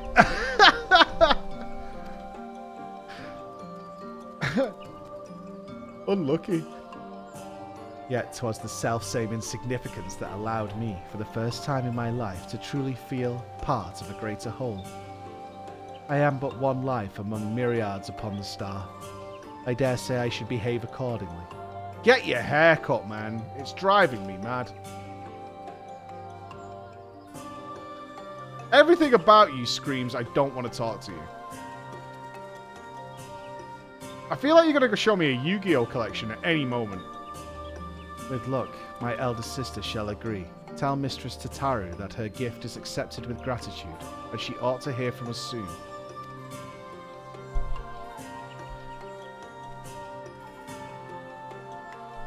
Isn't he a black mage or something, or is he a white mage? Guess who? Did you speak with Iran yet? That sounds promising, aye. I begin... Barry! Tell Sheila to put that pie on, yeah? Yeah, I want gravy. No, I'm not fucking paying for it. Cheeky bitch. Tell her if she asks me again for pie, for gravy money, that she could kiss my ass. Sorry about that, I'm back. I'm beginning to understand what makes our Seedseer friend tick. But we can discuss that later. You need to get to Pippin. His duties taken from old R once more. I believe he spends much of his time at the Colosseum, so perhaps you should pay a visit to the Gold Court. I'll be waiting your full report at the boutique. Alright. Let's go see our boy Pippin. I like Pippin a lot, actually. Pippin is legit. Why do you think his hair is glued to his face, since he clearly sleeps with his face burrowed in a pillow? I can't even imagine what it looks like to sleep with your face buried in a pillow. Or even attempt to do it. But I can assure you, because we've had this conversation, I'm going to try that tonight. And I hope all of you guys do too, and we can compare notes tomorrow. Don't like, suffocate yourself, though. Use a straw or some sort of tube.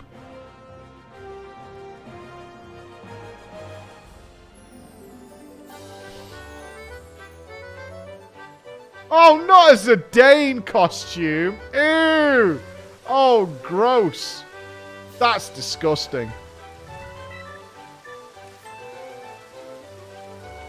Why? When you could look like this, you choose this. I think Steiner's at work.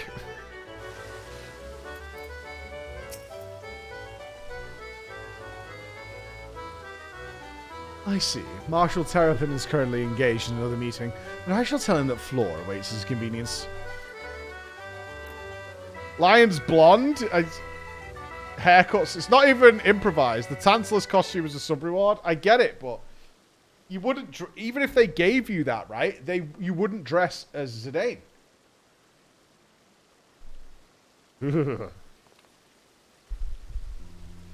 I apologize for keeping you waiting. I did not expect you here this morning.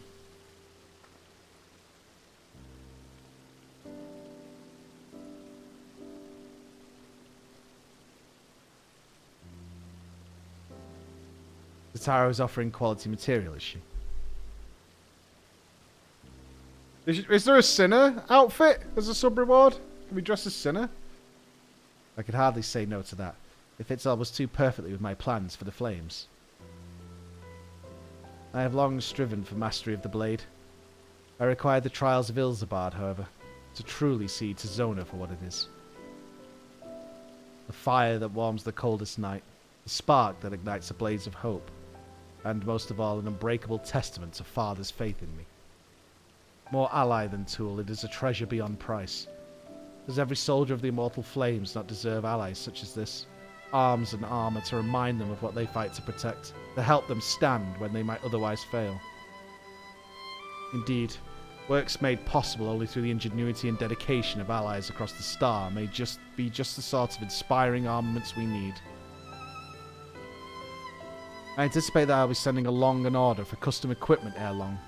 In the meantime, would you mind if I use these samples for a few trials here at the Colosseum? Nodders? My thanks. We shall put them to use immediately. This music always feels you warm and cozy. Like, Pippin would never lead us astray. Right, guys? As a child of Uldar, however, thought strikes fear into my heart like the prospect of receiving valuable goods for free. I must insist you accept something in return. The only one who's offered to pay us something. I had been meaning to gift that necklace to Tataru. Its poor, poor condition aside, she might rather have it than not.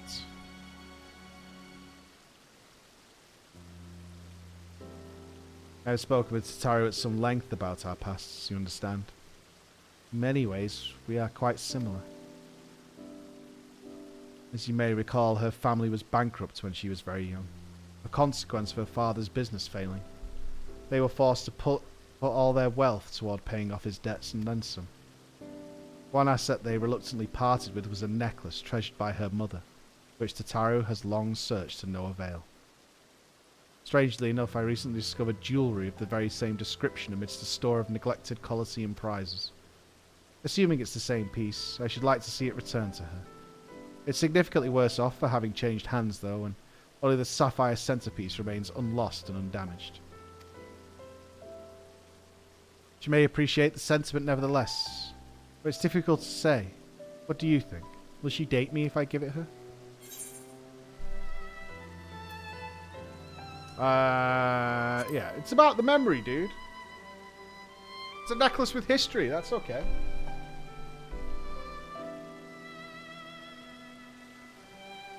True enough. Though if it's to be a gift, I would prefer to at least clean it up a bit. In that case, I had considered asking the Goldsmith Guild, but you ought to be able to turn the necklace into a piece that Tataru would wear, if not precisely what she remembers. I imagine you'll have the opportunity to pick up gems and other suitable materials on your travels. From there, it's merely a matter of unifying the pieces. Are you willing? Oh, is this going to be about getting Pippin and Tataru together? I can ship it. There it'll have the sapphire removed from its setting and sent to the boutique with all haste. I doubt even Tataru would dare open a private package addressed to you. Best of luck in finding matching materials. And in your mercantile endeavours, of course, may the traders guide you to fortune fair. Oh, am I getting confused? Is it Wedge? Or is it both? It is Wedge. Wedge has got a thing for Tataru. Does Pippin as well? Yeah, I ship Wedge harder. My canary flew away. It's both? Wedge is just shy. It's not that he dislikes her. He's just shy, that's all. Ship Pippin with Nanamo? I don't think that's legal, bro. I don't think we could do that, man.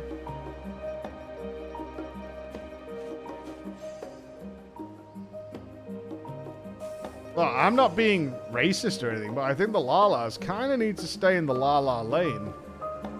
Otherwise, I don't know what gets born there. Any knowers? There must be some fan art researching this or something. Right? Use the old delivery driver because he saw this one. He grilled me what it was about. Oh, God. What is I the had to chunk explain in the you? Thanks, concept Chris. of the gamer tag. Oh, God. Thank you very much, Chris. Oh, sandwich! Oh, it's a big sandwich. This might also be dinner. Oh. Turkey and chicken.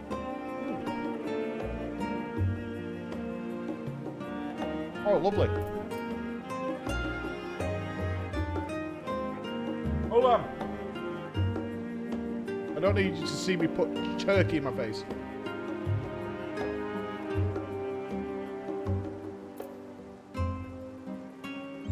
Is Subway good in the UK? Yeah. I mean, how do you fuck up a sandwich? Oh no. Spee's plowing so hard, bro. Oh, he's become that silent streamer, engrossed in his DPS rotation. Look how focused he is. Wait, who told me what? Oh. What is going on here? DPS improving, though. Jump right before Quake cast finish. Oh, I didn't read that. Oh, jump before Quake. Yeah. Oh, God, he's going to break himself upon the body. Okay. I bet this boss dies too quickly now, though, right? Did these land on me? Probably. What is this? Slab hide. How can I'm so Subway far even be away, bad? Please wait. Meat. What the fuck? I mean, it's not going to be as good as going to, like, a proper deli. You know what I mean? It's never going to be that bad.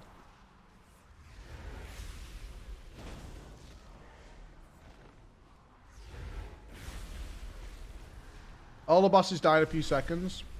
Well, this one else she'll do, it's spray, right? Also, he might have done this dungeon a few times. Svi top DPS? What? Dude, my infernals were popping off just there. Oh, he's now appreciating his RNG. Do I need to LOS something here? I feel like I need to LOS something here. Of course you do. You recognize it. You know it's Wait, coming. something's about to blow up. I see that. Oh my god, he moved while casting. Loser. Me! I'm blowing up. Imagine not moving on your keep GCDs. Oh, he's targeting trying to. Was he still trying to slide cast today? He was trying to slide Do I cast be in WoW targeted? yesterday. Is that what's going on? Is that why I'm getting really fucking lost when I'm casting shit?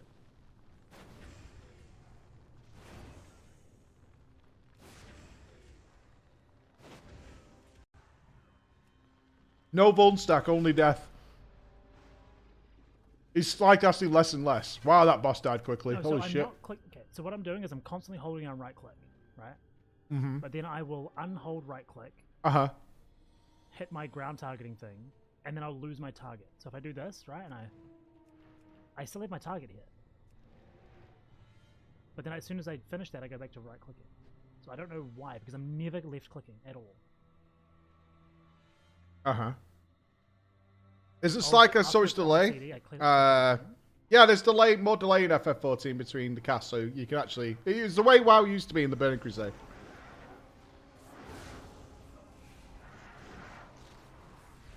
Look at these baby pulls. What the hell? Not in my dungeon. No way. Delicious. Did they put it into TBC Classic? All the delay? Wall to wall, baby.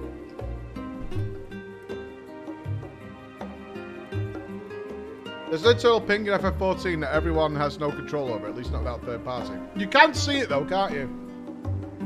I have definitely seen some FF14 videos that have the indicator like we used to use in the Burning Crusade.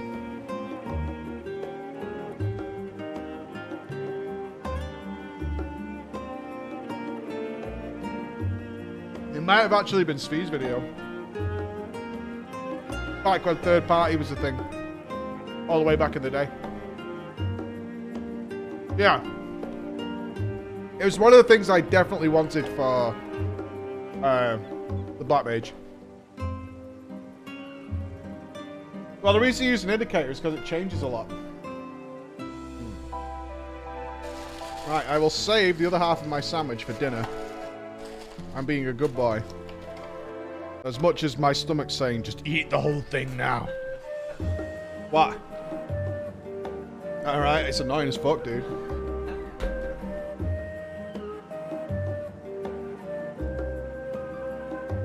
Right. Wash my hands and shit, dude. What is it?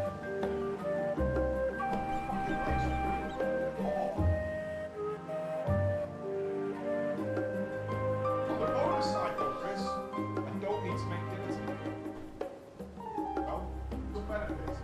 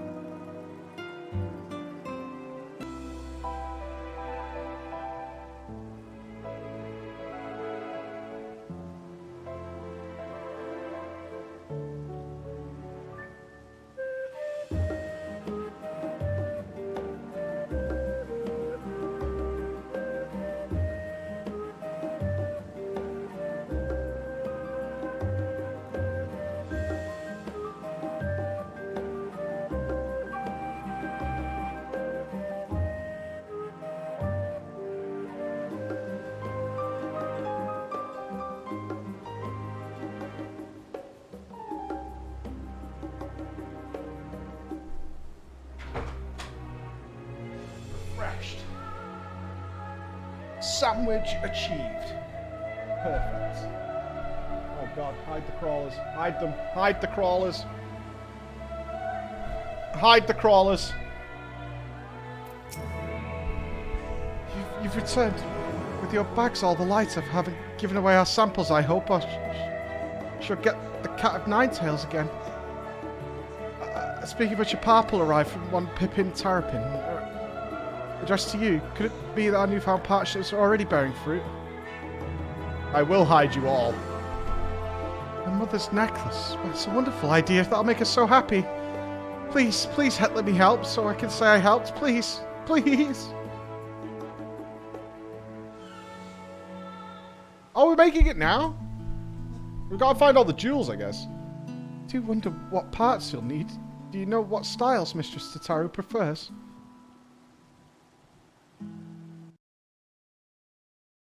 This necklace is to be a keepsake. Why not focus on that? Oh, apologies. I couldn't help but overhear.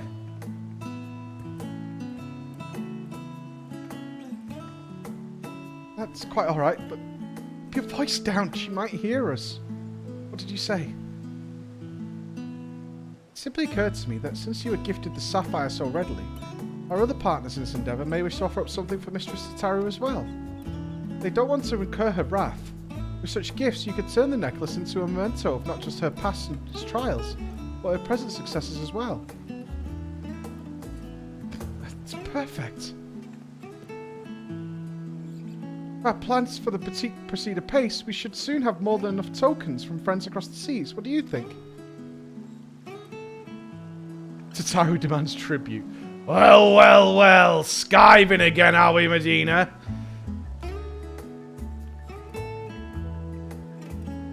Mr. Tataru, I was working. We were discussing what you found.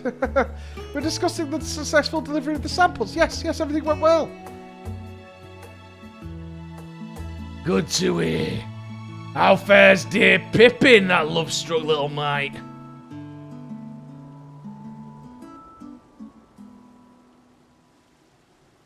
I knew he'd come through.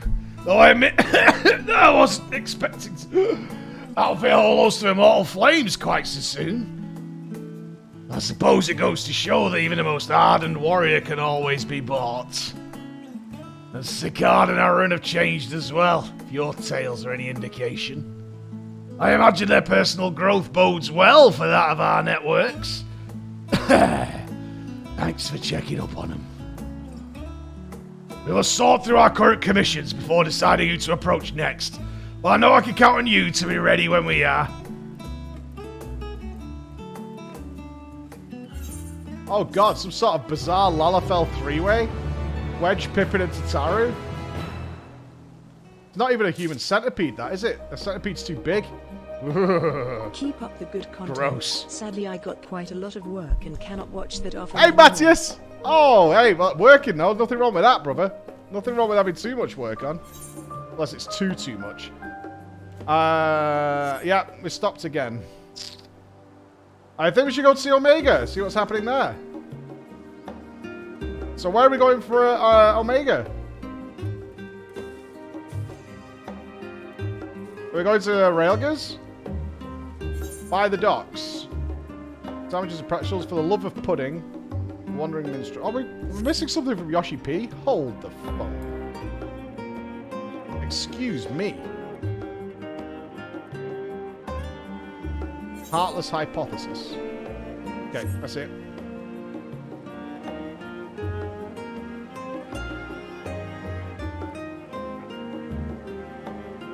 I'm not doing the pudding quest.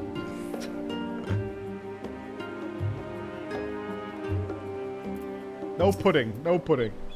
Greetings, my friend. If you have a tale to share, this minstrel is all ears. Ensinger. A battle at the edge of existence, you say, against a fearsome being known as the Ensinger. It goes without saying that I should like to hear about this. Pray, recount to me the tale of your mission from beginning to end. I was fighting a big ball, and then Xenos turned up, and then I slapped him.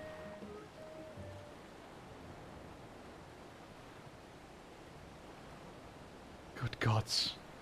I had known about the chaos of the final days, but never could I have imagined the events which brought them about.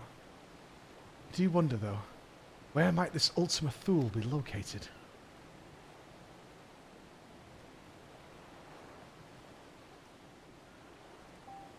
Lest you misunderstand, I speak not of its physical location. If we wish to know that, I dare say we could have the coordinates from the Loporrits. Nay, my friend, what I speak of rather is its essence. I like that the Wandering Minstrel is totally okay with aliens compared to the other guy. It's like, oh yeah, there's alien bunny rabbits. Of course there is. This is a guy who's heard some shit over the years.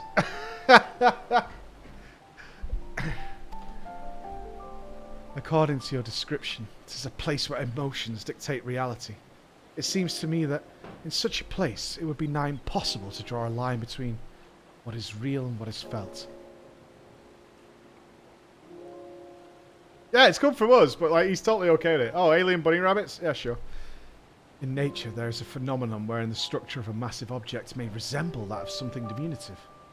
Might it not be possible, then, that the structure of the sea of stars resembles that of a heart and mind, of the complex mechanisms that govern our feelings?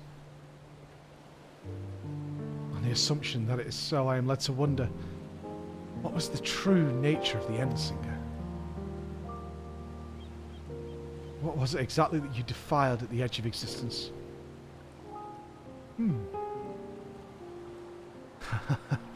These are just the wild ramblings of a minstrel. Pray do not lose sleep over it.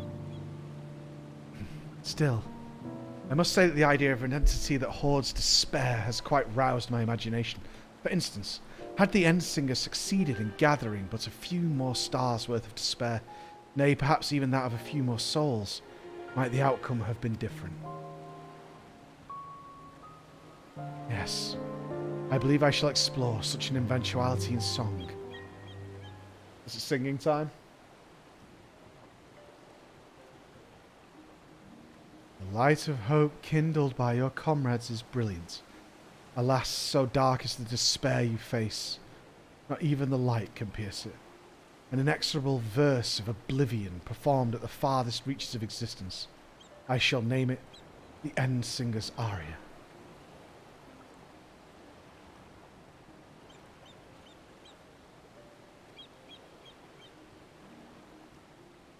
It's like Manchester. Did it sing a song? What is this?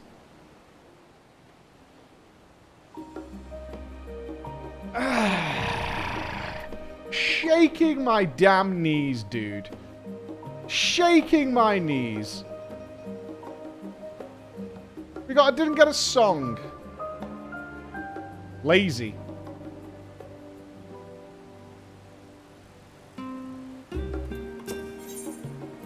A heartless hypothesis. Alpha! That's blown the cobwebs away. Time to return to my work.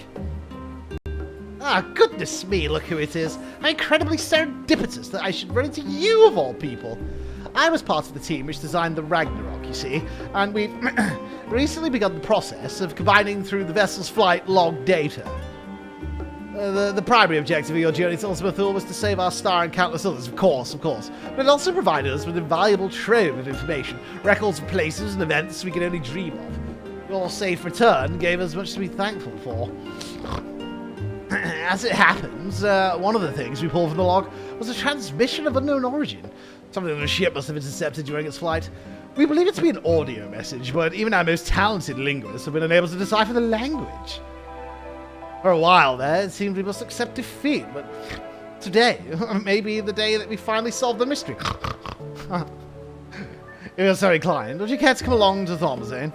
It seems fitting to have one of the Ragnarok's original passengers present to hear the history being made. Sure, I'll listen. The cutest nerd cat girl. Wow. Wow. Why are you snorting like a piglet? Nerd snort. That is fact. Absolute fact. Everybody who's a geek can't laugh properly. Why don't you snort then? Because I'm fucking cool as shit. Ask my kids. Yeah? I own a PC with RGB. I'm a really cool dude.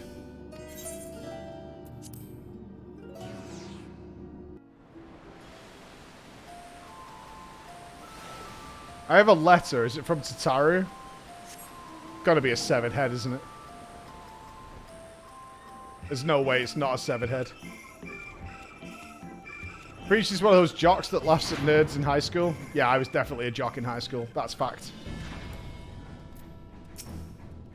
Ah, there you are. This is where we're to meet the engineers from Garland Ironworks, who, I'm told, potentially hold the key to unlocking our mystery transmission. So they should be along at any moment. Biggs and Wedge? Or is it going to be Jesse? Any Jesse spotters?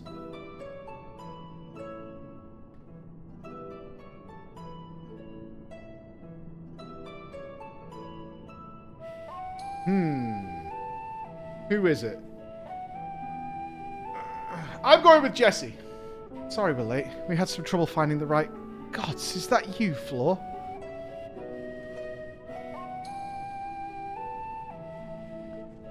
It's just the big Irishman. Yes, the woman herself. I read her at the harbour, and I thought if anyone deserved to hear this message deciphered, it was Floor Inspector.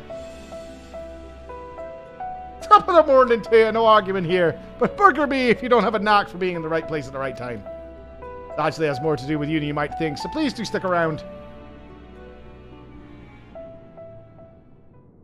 Shall we pick up from where we left off, then?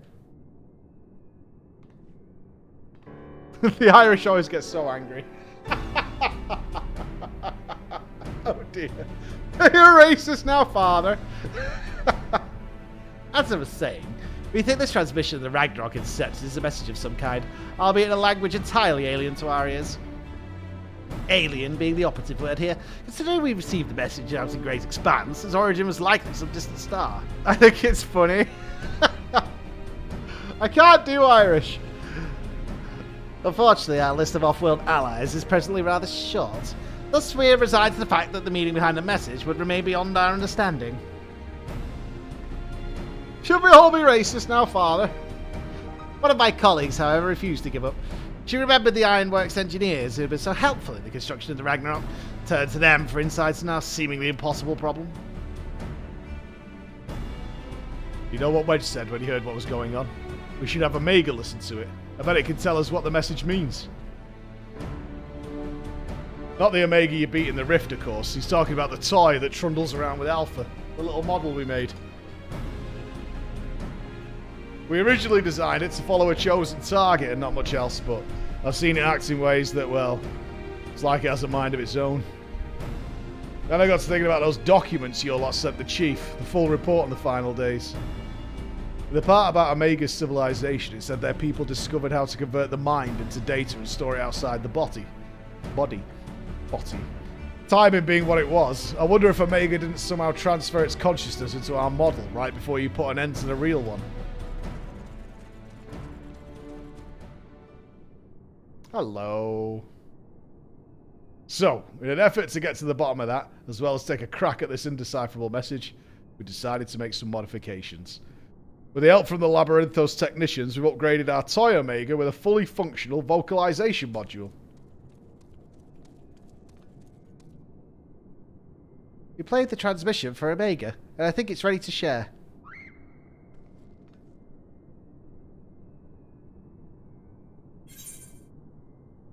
Are you there, Omega?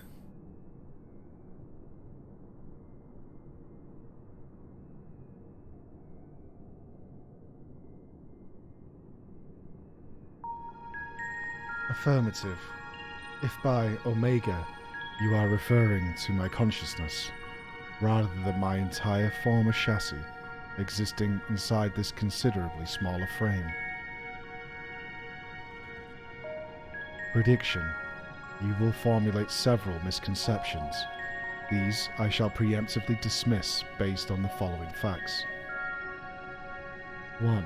Vocalization module aside, the chassis remains unmodified from the design constructed by the engineers Biggs and Wedge. I evaluate its combat capabilities to be on par with a mortal infant. 2. The mechanism which allowed me to perform an emergency transfer of my consciousness was installed in my previous body. With the destruction of that body, I am rendered incapable of replicating such a feat. Should this current material form be destroyed or cease to function, all cognitive awareness or presence I possess will be lost. Conclusion. I present no threat to you or your star, nor do my projections indicate the necessity to inflict harm. In the fraction of a moment before my annihilation in the rift, I re-examined my directives. If I am to fulfill my purpose as an evolving construct, then I must continue my journey for improvement for so long as I exist. I must acquire this heart of yours, this strength of soul. Well, there you have it. And it's not wrong about its combat capabilities. It'd be more likely to damage itself than the thing it was trying to attack. No robot voice changer, no. The damn thing just never works properly. But let's not forget the reason we brought you here in the first place. What about the transmission they played for you? Could you recognize the language? Affirmative. It was transmitted in Pan-Galactic Base. Pan-Galactic Basic? A common language in comparatively extensive usage throughout the worlds we have conquered. Which means you can finally tell us what the message said. That is a language you understand, yes? I understand it perfectly. I am fluent in over 6 million distinct dialectal codings. My cooperation in this matter, however, is conditional. Always a catch. Elaboration. Your chief Sid utilizes the floor as part of his unorthodox filing system, which allowed me to scan the report on the final days. I am aware that my home star, the one you call Alphatron, was obliterated in the aftermath of Sir and Meteon's meeting. The existence of Dynamis has not previously factored into my projections, but I now comprehend the concept in theory. What fails to compute is why the Omicrons were not immune to its effects. Dynamis should have no influence on a race which possessed no heart. And yet, Sir expressed to Meteon desire to cease existing. Illogical. I must pursue the anomaly further until the full equation becomes clear to me. I must analyze all the elements of the final days and deepen my understanding of the heart's intangible properties. To expedite this process, I require an external interpretation of those sections of the report which continue to produce errors in my calculations. I request the assistance of the Floor Inspector, as one who experienced the ravages of ultimate despair on multiple fronts, and displayed immeasurable heart in engineering my defeat. She is the optimal choice to fulfill this role. We either agree to your conditions or you tell us nothing. I'm sorry to put you in a spot like this, Floor. If you have the time and the patience to spare, we'd all be grateful if you could humour the toy's demands. Oh, Alpha! Has Alpha dozed off? I suppose the subject was a bit technical. Oh, Betty Bose! Rouse yourself, Alpha. You must listen to and consider these matters, even as I must.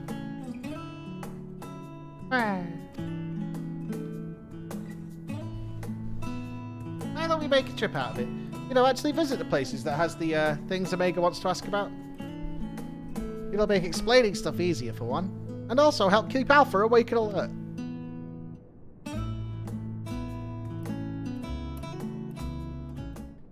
I didn't get the Transformers the movie reference.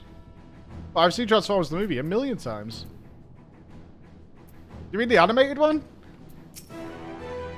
I see you have chosen the mutually beneficial option. Logical.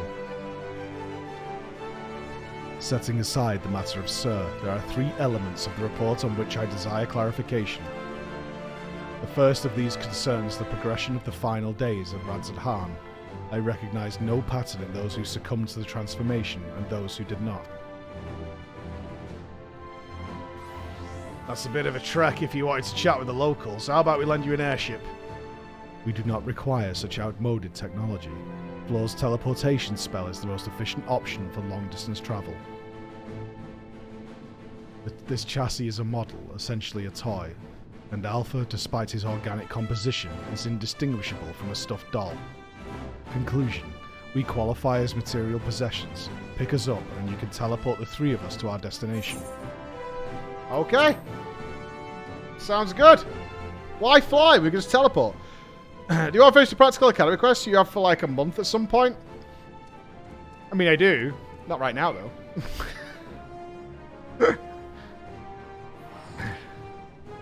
Oh, we didn't pick him up. We failed at the first... Oh, God, we failed. We failed at the first hurdle.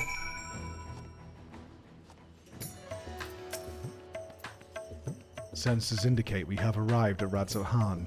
Objective. Identify factors for resistance to involuntary transformation. Hypothesis. Unaltered survivors of the final days will display significant strength of heart. Confirming this theory will require the cooperation of live subjects. Where is the ward designated for residential habitation? Understood. Karma, set as our sub-destination. Please take the lead and select the subjects we are to interview. We're going back to Kama. I did my hippo dailies. Thank you very much. Oh, we've got to take them on the full tour. Okay. Come on, team. Yeah.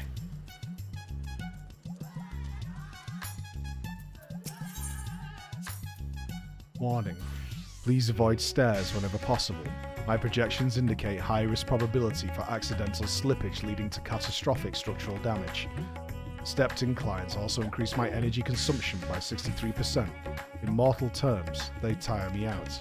Taking into account the difference in individual limb length, the design is inherently flawed. A convenient step height for one is an exhausting trial for another.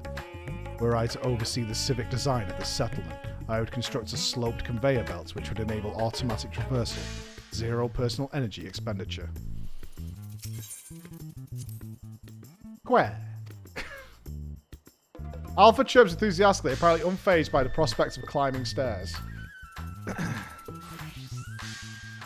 Can we even get up there without doing the stairs?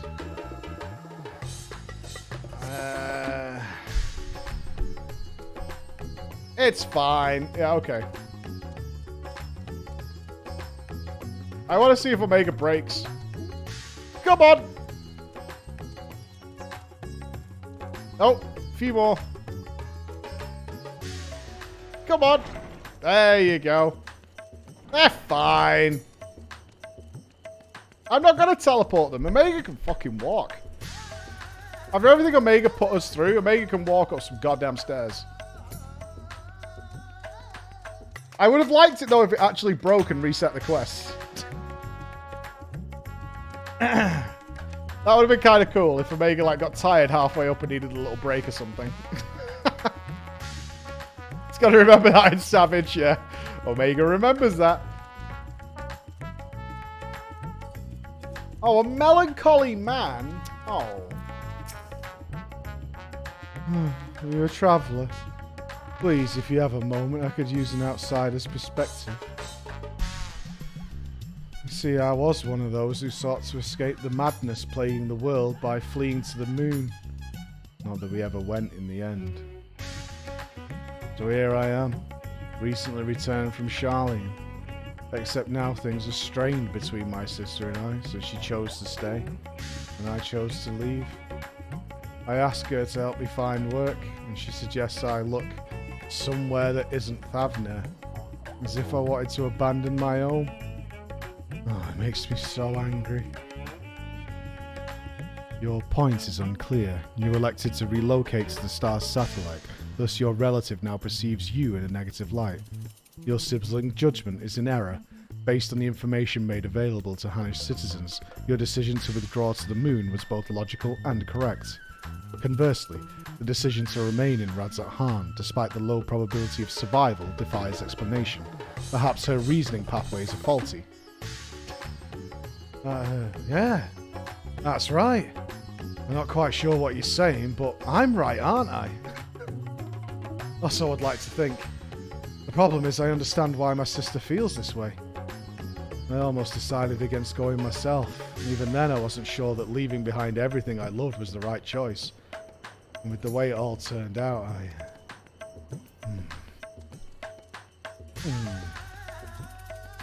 Svi's putting even more add-ons on? He's not. What's he putting on now? It's not going to be a threat meter, is it? Alright. Oh no, I've seen these already. Yeah. His UI is atrocious. Like, it's actually painful. Have you seen his UI, Chris? It's actually made of dog shit. Svi's UI is made of dog shit. Yeah, where the cast bar goes over. His cast bar goes over his utility spells. Yeah. What is this UI? Like he's playing fucking a Rubik's Cube or some shit? His party frames basically overlap his player frame. It's actually the worst. He's not locked to anything, by the way. His chat window is larger than his DPS window. Gross. I have my chat window wider? You have it wider? Larger in general. It's on the like, you can have it taller. No, but it's even worse than that, Chris. Hold on. I use LVY, so it kind of does it for me. Wait, no, you're not I think you're not interpreting just how gross this is. Okay, this chat window is not only wider, but it's offset. If it was in the same place, then yes, it should be lined up. Right? It's offset. I agree with that. This is actually like... But normally my chat window is kind of on its own side. So. This is the worst thing I've ever seen in my life. Actually, just so disgusting. I can't believe this is happening. And not even if he slid it over. It's not like he accidentally clicked the chat box and moved it. If he slid it over, that's thinner than this is wide. So it would still not line up. It's a 2-second thing to fix. Well. Not my problem. Anyway, do you know where the other side of the magnet of mine? Yeah. See? It's fixed. It's like attached. Yeah, but I need the other side of it. Oh no, I use that under the headset. Wow, like I did the first time. Right, so the mod line's got a little magnet. Yeah. Here. I'll use this headset. Oh, you're using Yeah. I'll do okay. It's just, we're just changing the microphone. Yeah, cool. Alright. Yeah, I was going to say, because you... if there is another one, it'd be in that box, but I don't think they give you two. I think what they give you is the sticky, so you can rip this off and put it on something else. Yeah. I think you get one of the actual device. You can probably get an Amazon another one, but yeah, in general. But I'll just use this because that worked perfectly last time, right? Like in terms of the audio and stuff like that. Yeah. Cool. All right. Bex has a gift for me. What? I made you a gift in Discord. I bet it's my face rendered completely ugly. I know how much you like hippos, so I made the AI that makes you this. You made an AI that makes me this? What? What did you do? Alright, there's naked hippos here. What the hell is this? A hippo wearing a stylish bikini and a top hat. What the hell website is this? What am I looking at? Is that a hippo face that comes out of a hippo nose? DAL-E? What is this?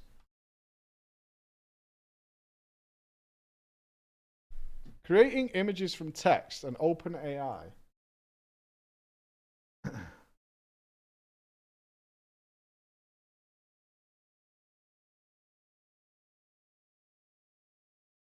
How do you get it to do it? You need DAL-E Mini. Google DAL-E Mini for the site. Okay. A hugging face. How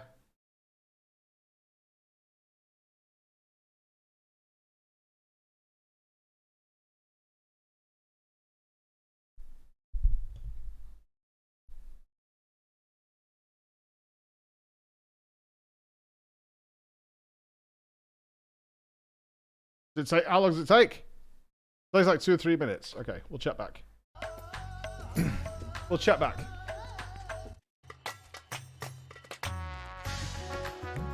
I'll put it on the other screen so I know when it pops up. Put it over there. I'm not a one monitor Andy.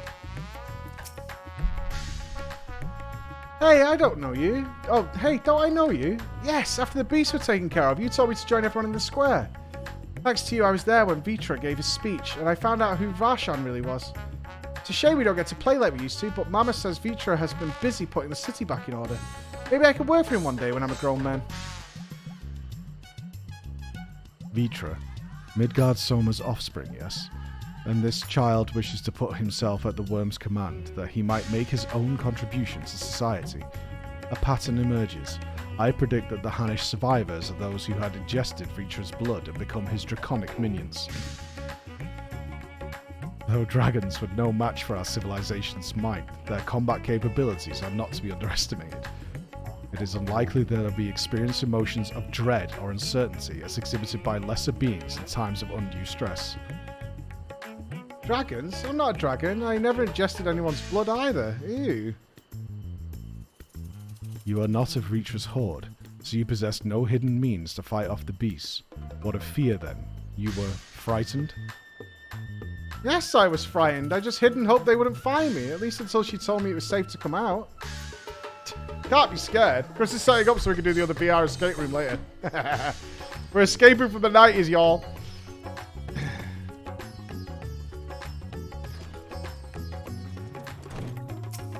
Matty! Alright, mate. Oh, hello again. You're the one who came to ask questions about Kalazal. I'm going to see you looking well after that unpleasantness, mate. I remember the burning skies and hearing the screams, but truth be told, I'm still confused as to what actually happened, though. I only know it wasn't unusual for entire families to go missing. Many of the neighbors' houses lie empty even now.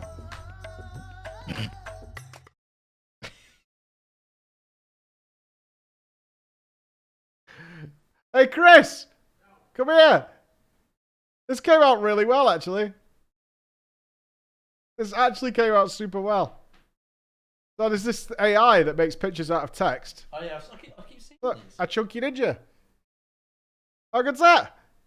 Right, let's try a floor inspector. Interesting, I wonder if you run the command twice, does it come out with different answers? It takes like 2 or 3 minutes, but it works. That's cool. Not for reuse. Kalazar's place is one of them. He had no close relatives to speak of, and I heard that it was members of the consortium who came to remove his belongings. What a terrible thing to have to do, mate. Terrible. Kalazar's passing was recorded in the report. Clearing out his domicile and readying it for new habitation seems an appropriate relocation of resources. Dear me, what a clever little contraption that is, mate. Where'd you buy that from? Is it from IKEA, mate? But of course, I'm not against making use of his quarters. That would be wasteful. It's simply that, like Kalazar, right, was such a vigorous person. All that passion, all those dreams, suddenly gone. I feel the same sorrow for everyone who was lost, seeing the remnants of those vibrant lives packed away in boxes. That's what I meant by terrible, mate. Floor, I require a moment to process this input. Let us move apart and discuss our findings. Don't try the quack crawlers. Oh, God. Oh, God. What comes out if you put quack crawlers in? Processing data, evaluating hypothesis against accumulated evidence.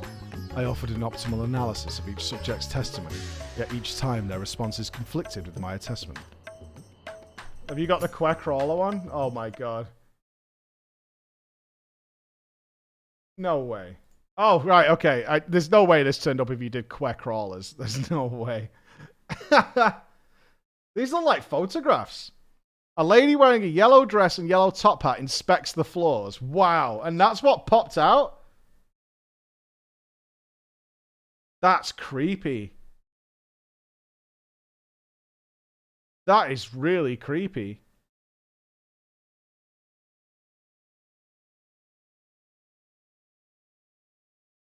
It's the spitting image of floor. It's like bizarrely close.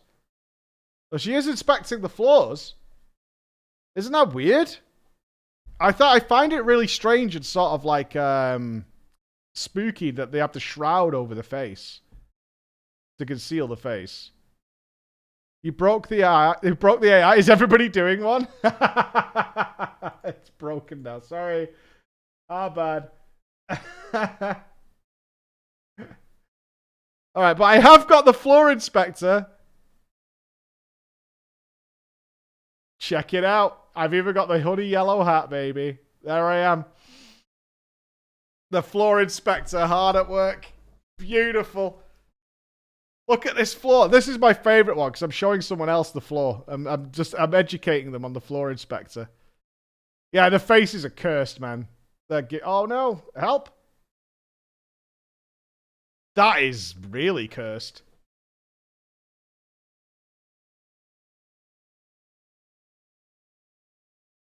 Do something with Honey Yellow. A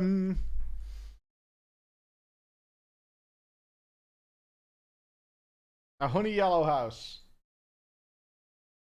Oh, you guys have wrecked the site, you trogs.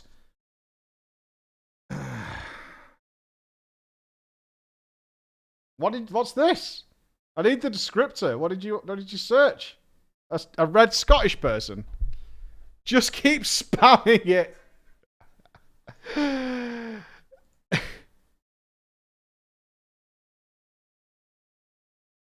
Oh, it's doing it. Yeah, I'm in. What did you search, Boyer? Chaos, terror, horror, nightmare. That's not too bad for that.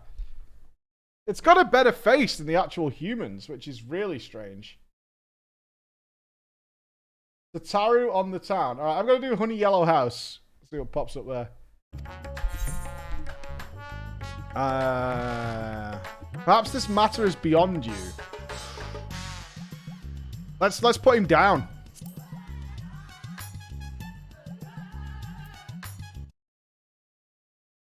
Your response implies an absolute understanding of the answers I seek. Impressive, considering you understand not a single word of Pan-Galactic Basic. We will forge on with the questioning, continue to educate me with your enlightened perspective. Next, I wish to interact with an individual who endured similar circumstances to Kalazal prior to his transformation. Are you acquainted with any local merchants who had dealings with him? Yeah. Jan Barber of Rayud Fibers. Acknowledged. Subdestination set. Yeah, I got sassed. That's okay. I can get sassed. I'm down. Right, oh, well, you're gonna sass me? Time for some stairs then, mate. Yeah? Come on. Woohoo! Little bit of stairs for you, Omega, mate. I wonder...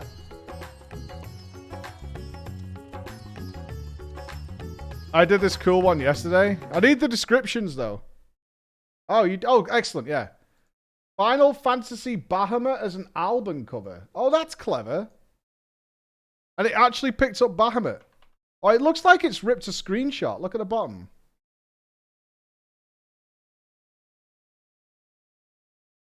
That's really cool. Check Discord. Oh my god, you're having way too much fun with this. Like, way too much fun. Pyramid Head goes to Coachella.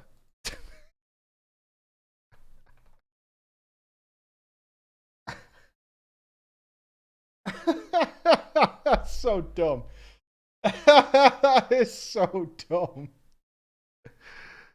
Alright, the Honey Yellow House works, but it's not that fun.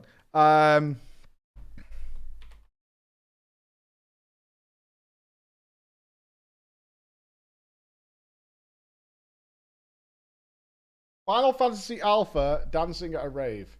Go. Perfect.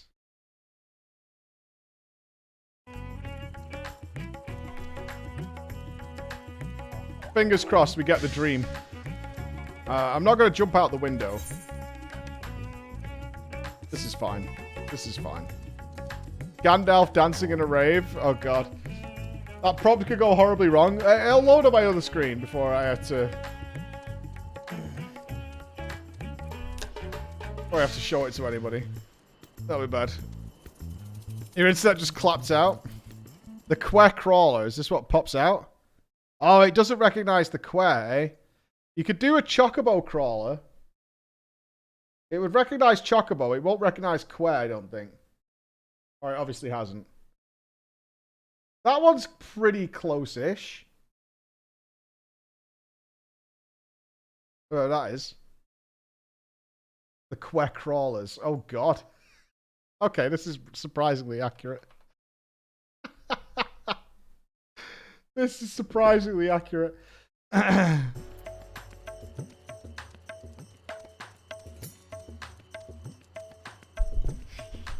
I don't like that it thinks it's got to be like confused now. This AI's got to start picking up all sorts of nonsense. Oh, what's over here?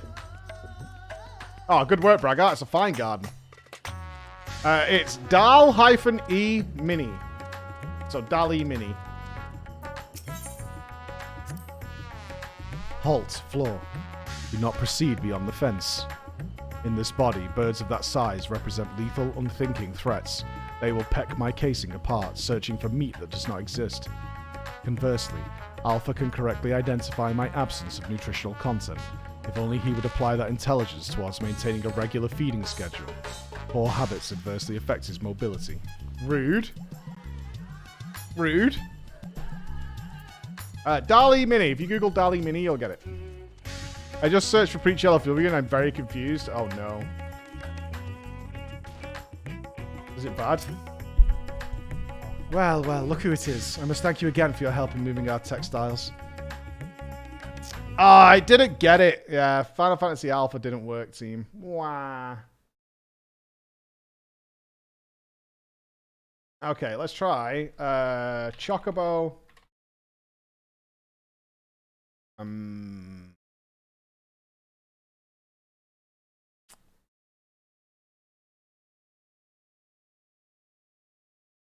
I want to see a Chocobo airplane. See what it comes up with. I want something simple that it can find. Recovering from those tragic events has been difficult, of course, but with everyone pulling together, we've managed to get things back and running. Jinbaha may come with questions related to the tragedy, specifically your survival of the final days. Although you are similar to Karl Zal in many respects, he succumbed to the transformation and you did not. Why? What is the critical difference between you and him? What? I'm sure I don't know. I'm not especially brave or courageous, if that's what you're asking. Perhaps being focused on protecting our workshops kept me from spinning into a panic. Still, I imagine Karl Zal would have been feeling that same sense of responsibility. Perhaps the weight of it all is what invited his demise. You were of the same mind, resolved to the same purpose, yet your strength of heart or spirit was not equal. If merely emulating the individual is insufficient, then some other unforeseen factor must be involved. Not to interrupt these deep philosophical musings, but can I ask you a favour? There's a man by the name of Nashvan who's been helping us out here while he gets back on his feet. I have a feeling he'd benefit from speaking with you.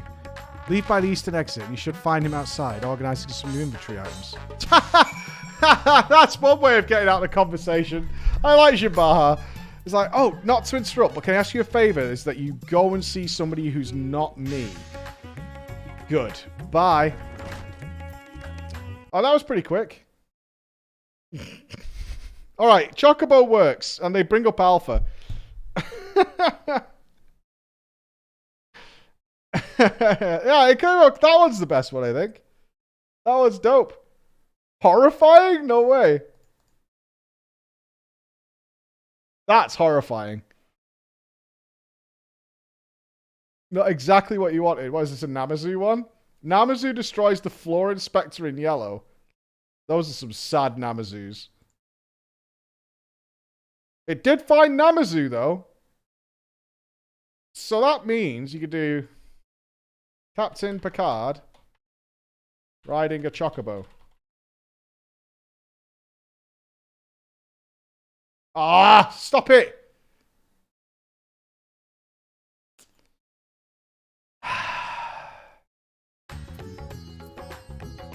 You're ruining it. Muppet Emmett Selk. This is actually really good. That one is fantastic. That is so good. Muppet Emmett Selk is genius. Oh, I like that one. Yeah, that's good. Yeah, top middle is easily the best by miles. I would pay money for that. You can get it yourself. Just print it off. Easy. This is what you get if you search Rule 34. Oh, rulers. Okay, good. It didn't get it. Good. The amount of people who are going to be spamming Hitler wearing a dress and whatever. The equipment being manufactured here, it is worn to perform specific duties, yes? Conceptually, it seems analogous to our practice of switching frames to better serve our mission objectives. I, for example, did not begin existence with the Omega model. I was originally supplied with a standard issue Omicron chassis, serial number M17. In this world, the alphanumeric combination would be considered my given name. Such designations are drawn from our nearly infinite register of celestial bodies to avoid the possibility of duplication. Furthermore, the cluster known as M17 is better expressed in your language as the Omega Nebula, the same word I use to introduce myself to your kind. Though you associate Omega with the advanced weapon construct, it is also my name, and I see no reason to change it no matter which frame I inhabit. Okay, this is dope. That's actually amazing. This is actually amazing. That's a Chocobo riding Captain Picard. Again. That's Chocobo Picard. So dumb. That is so dumb. A man from Manchester eating butter. That is disgusting. You are actually the Devil Queen. You are actually the Devil Queen. You are the worst. That is disgusting. Evil tall lady chasing you. That's creepy. Oh, that is horrendous. That's horrendous. That's so bad. Get away from me. Ew. I'm gonna have to show this to Emma. She's gonna be like... She's gonna be playing for that for hours. That's what you can expect at PreachCon. Is it hundreds of paws? What? You just typed PreachCon and this came up? Oh, God. It is a bit like that, actually. I do want to... I actually need to do that.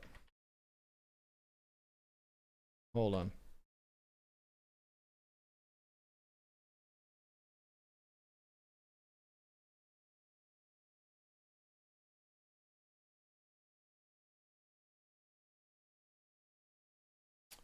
Fuck's sake. A Bioshock Big Daddy in Final Fantasy XIV. Oh, it didn't quite work, did it? Didn't quite work. Unfortunate. I want to see the army of... Oh, fuck, I closed the website. God damn it. I want an army of paws.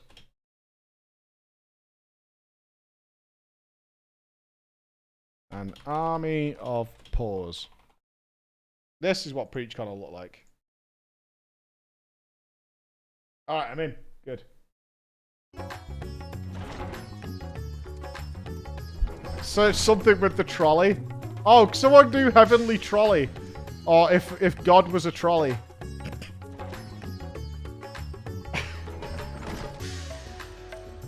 Oh. Alpha just says que. Talk to Alpha 2.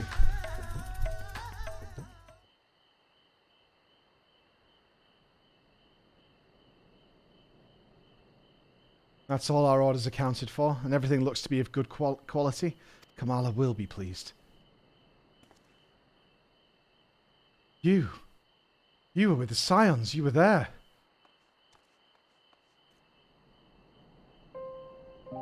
Yes, I'm sure of it. I'll never forget that day. You and your friends helped us escape when people began changing into beasts. My own son, he was afflicted. Then that huge monstrosity loomed right over him, and I remember my heart turning to ice, freezing in place. The satrap came to my aid, but then he too was gone.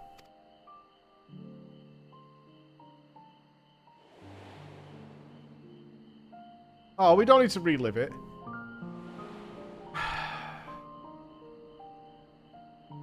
Remember. The memories run together in my mind like flashes from a nightmare.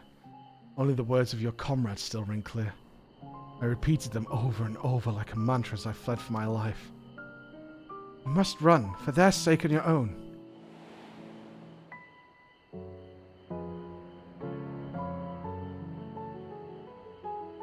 It all seems so surreal. which was probably what saved me from the transformation. The truth of it didn't begin to sink in until the worst of it was over. I have not the words to describe how I felt then, the sorrow, the overwhelming sense of helplessness. I may still be wallowing in misery if not for my old friend Jimbaha. I'd lost my will to work and he encouraged me with kind words and odd jobs. Now somehow I live again. I am thankful to him, to the courageous Ahawan, and to you. If you see your comrades, please let them know their efforts were not in vain.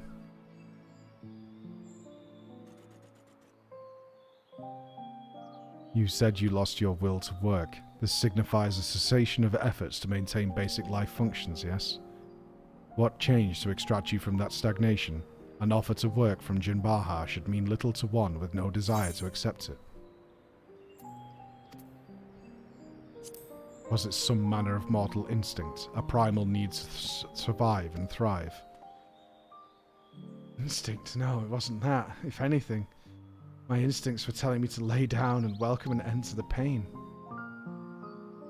Every day I think of my boy's final moments. I think of how scared he must have been. How it must have hurt. And I want to scream my throat raw. Satrap 2 still haunts my dreams. I see him being swallowed whole and jolt awake in a cold sweat.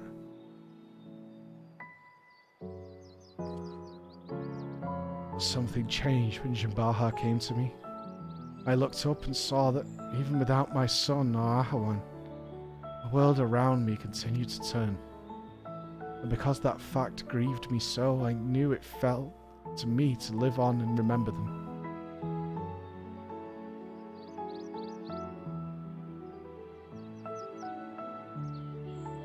Strange, isn't it? What drives me to rise in the morning is the very sorrow which once crippled me.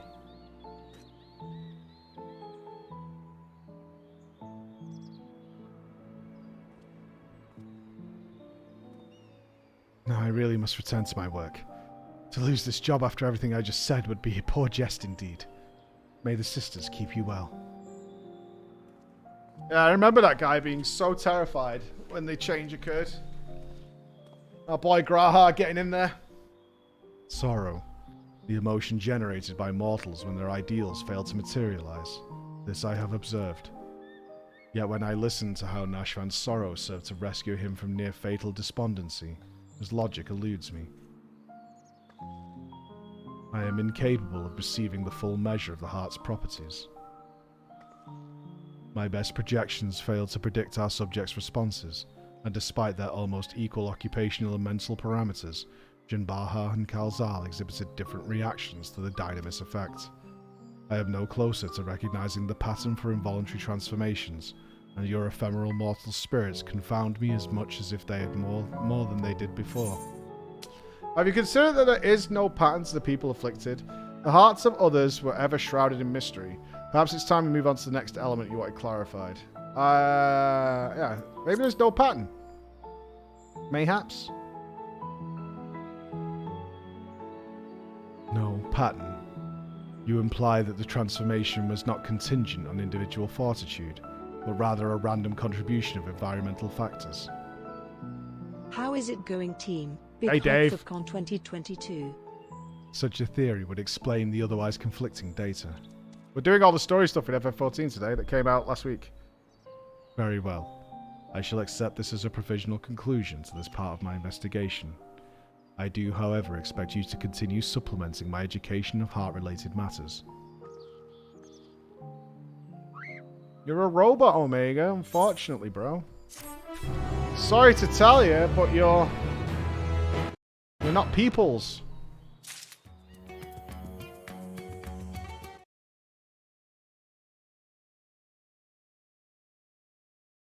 Captain Picard kissing Commander Data. Well, that did not come out well, and that is horrifying. That is horrible. The God Trolley? Did you get the God Trolley? Is that what came out? God Trolley. Behold, my friends! The God Trolley.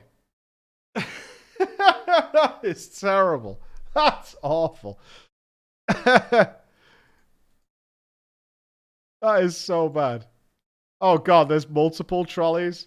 Lady in yellow hatted dress riding a trolley. Oh, this is the winner.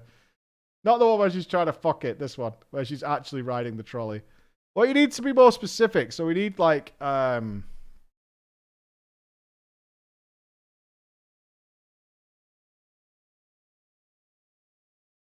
I'm gonna search this without telling you what it is. Too much traffic? God damn it.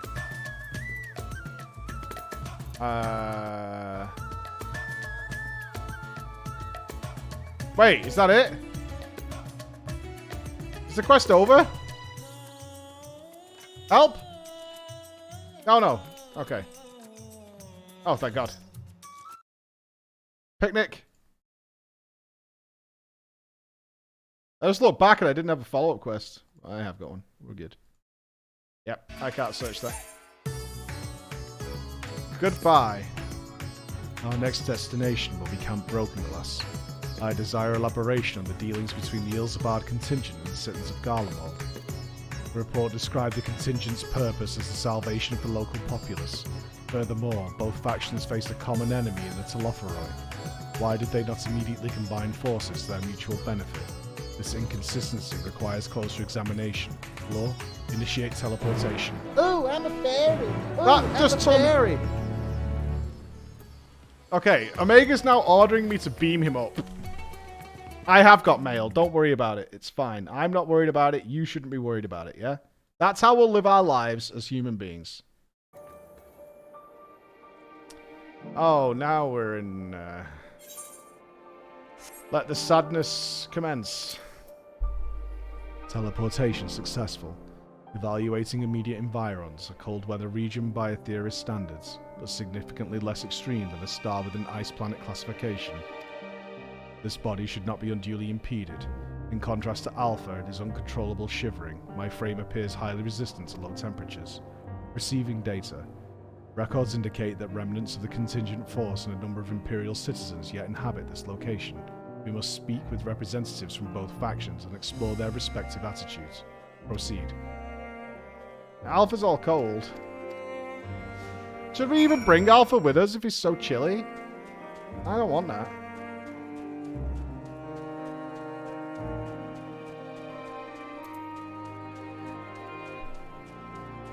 Hey, we did well here, right? Besides that girl and her sister. Oh, came to see how things are progressing, have you? I can't speak for the overall strategy, but communication with the locals has become a damn sight easier since Julius and his soldiers stepped in to help. Oh, we still face our fair share of distrust, of course. Some folk even think we're enslaving minds with our foreign magics. We have Anima to thank for putting that idea in their heads. But all things considered, I'd say we're doing pretty well. Establishing an open dialogue was the first big step. Query. You consider this level of progress acceptable? Oh my god. Elitist or what? That's some elitist commentary right there.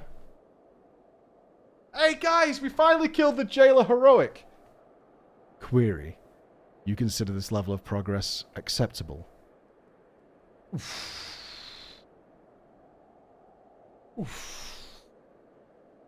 Oof. The reality of your efforts falls far short of the ideal. I need to remember this dialogue. If your aim is to provide efficient succor to the local populace, then absorbing their numbers into your command structure would be the optimal path. Oh, I wouldn't go that far. We're not looking to take over their nation. If we do this the right way, we need to recognize and respect each other's way of life. So while it might not be the easiest solution, I agree that with the contingent's slow and steady approach. I'm just happy we're saving lives. Yeah, just conquer them, lol. It's way faster if you just conquer people and tell them what to do.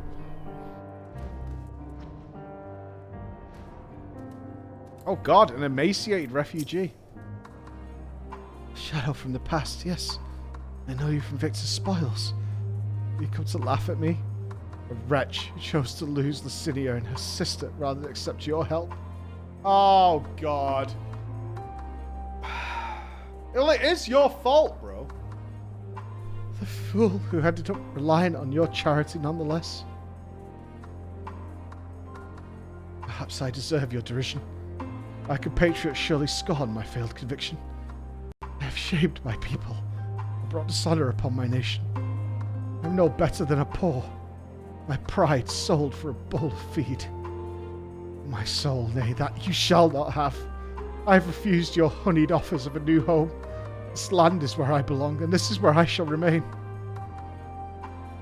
You demonstrate opposition to the contingent's overtures. On what basis do you refuse this cooperation? The data suggests that the local populace is struggling to produce the bare minimum of sustenance. Have you some secret strategy for survival, or do your orders compel you to accept your present misfortune? Must I be mocked by a Magitech toy now? Oh, I have no secret strategy, no binding orders. I but comport myself as many a true Garlean patriot would. Uncompromising, unbending, hostile. Once again, this input is unanticipated. Let us move aside from the poor and process what we have heard. What a loser. Like, the fire's there, bro. What are you winning by behaving this way? What do they say in Pulp Fiction? That's pride fucking with you.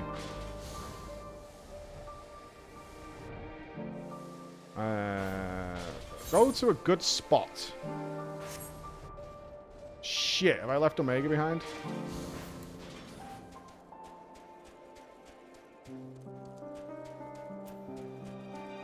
Pride goeth before the fall. Yep. Yep. Unfortunately.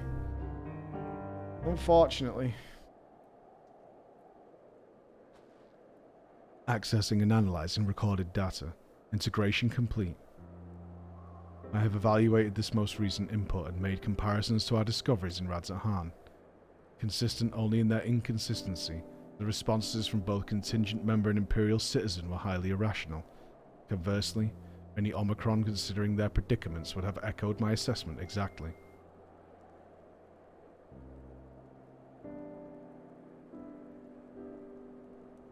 The divergence from self-evident logic is key.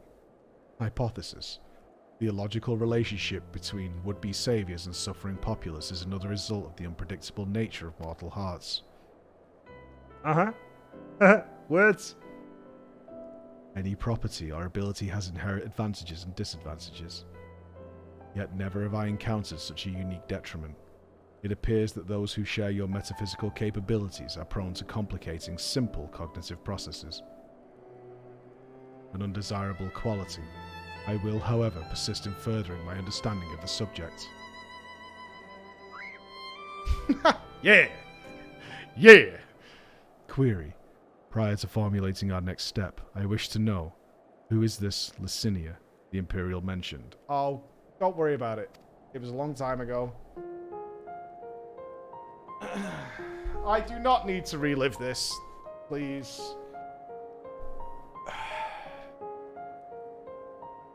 We're just reliving tragic moments. It's all good. Don't worry about it. Yeah. Acknowledged. To summarize, insufficient data on foreign culture resulted in advisable and ultimately fatal action. I witnessed such self-destructive behavior during the course of our planetary conquests. Overwhelmed enemy forces would involuntarily withdraw into perilous regions, leading to a succession of inevitable losses. Tangential data request. I wish to learn about burial customs. The practice has ever seemed nonsensical, but new data suggests it arises from the same source as your cognitive complications. Take me to this Licinia's burial site. It may aid me in understand.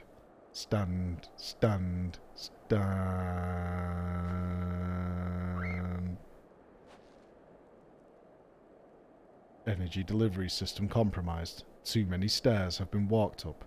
Core temperature critically low. Warning. Immediate heating required. Request. Apply friction to outer frame. Give it a good old rub. Give the belly a good old rub. Little rubby. Rub my belly. Omega just needs some belly rubs. It's all good. Sphe's unlocking Shadowlands. Time for the more intro. Good luck with that. Temperature nominal. Energy levels stabilizing. The creators of this model must have experienced impaired cognitive reasoning during the design process. Upon our return, I will request additional climate shielding as well as an accurate temperature sensor array. This will not affect my combat capabilities, but should improve my basic survival rate. Reconfiguring sub-destination. In which direction will we find Victor's spoils? Do we really need to visit the grave? Acknowledged. Alpha, you are to remain in close proximity, close enough to envelop me in your snuggly wuggly feathers. You are permitted to carry me on your back if you so choose.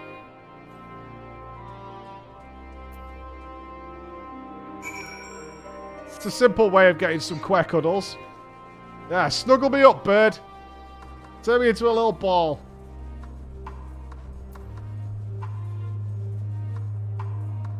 Disgusting, Bex. You can now mount with them. Yay! Well. Nope, that's a bad view. Let's not do that. Let's not do that. That was a terrible view.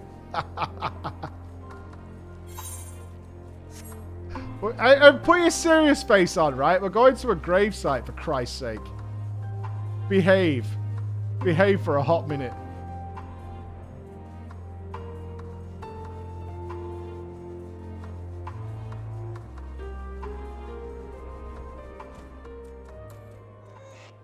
Much respect must be had here. This was a very sad scenario.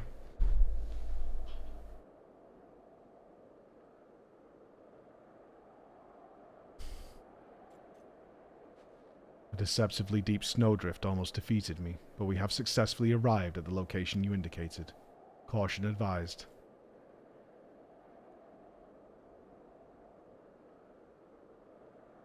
An unknown individual appears to be investigating the object of my interest.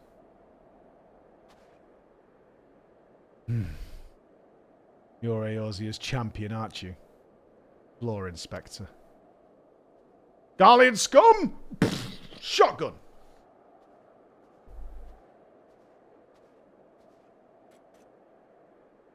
Oh, I never introduced myself, did I?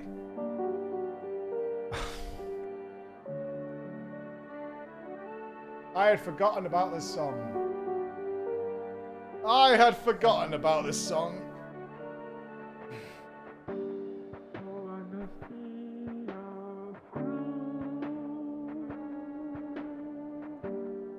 I am Manias, soldier of the 1st Legion and comrade of Julius. Perhaps you remember me from Tertium. We spoke about collecting ceruleum, and again later on after Lord Quintus had, passed.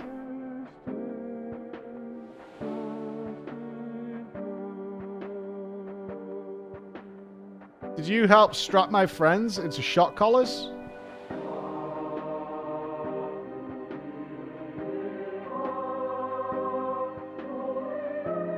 Manius, explanation requested. What is the reason for your presence here? That must be the tiniest Magitech weapon Oh no. It's just an oddly shaped communicator, isn't it?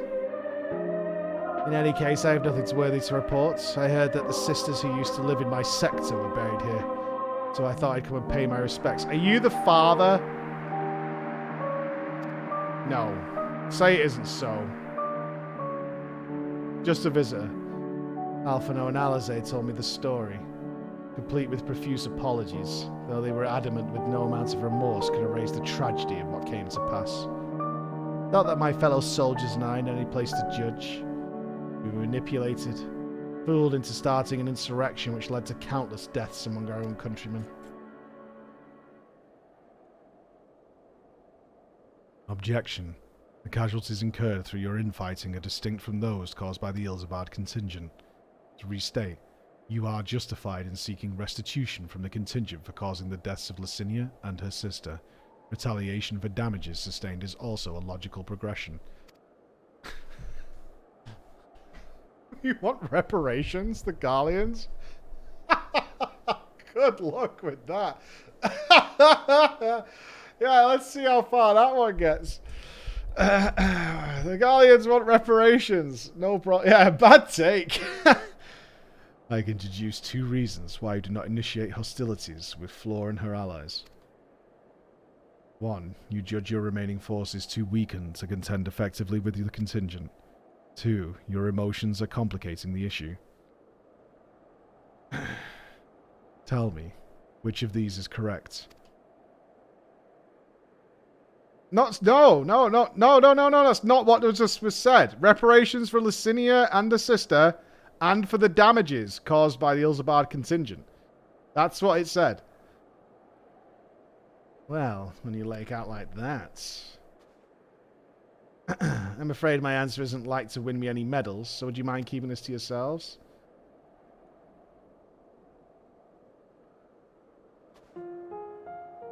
There's the unspoken thought that we were outmatched on the battlefield. Certainly. But the real reason I'm not demanding restitution has little to do with weighing the odds. The simple truth is I'm so caught up with simple survival that I've no strength to spare for past grievances. The same goes for avenging any comrades we've lost, be that my brothers in arms or Lord Quintus himself.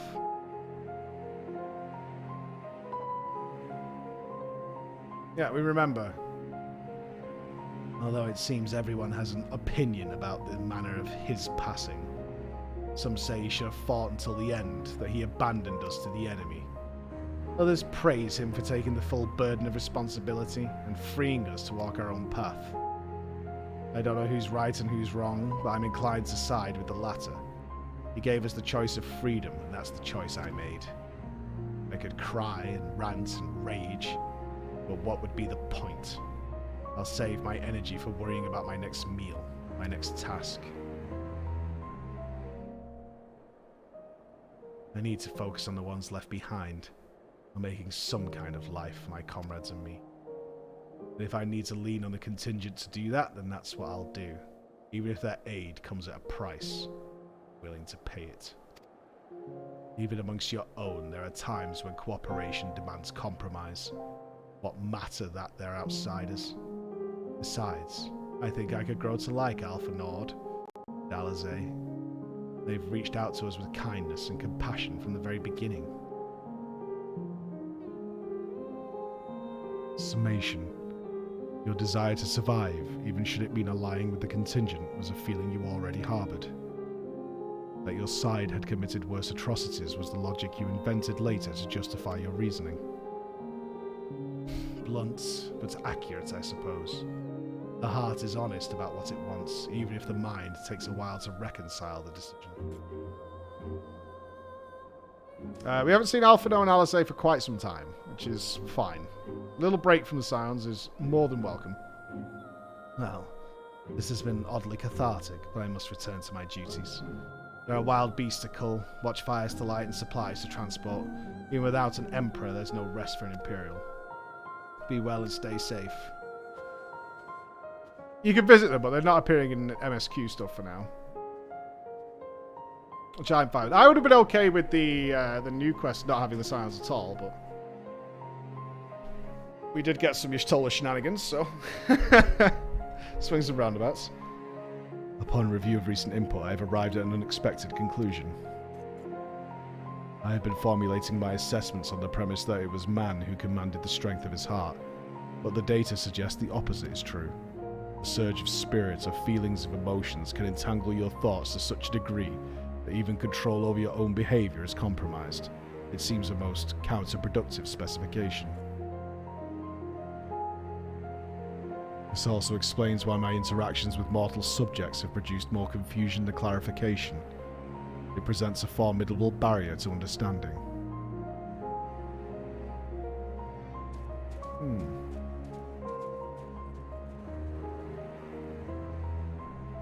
The twins are too busy protecting her mum from crafters looting her glam. Great.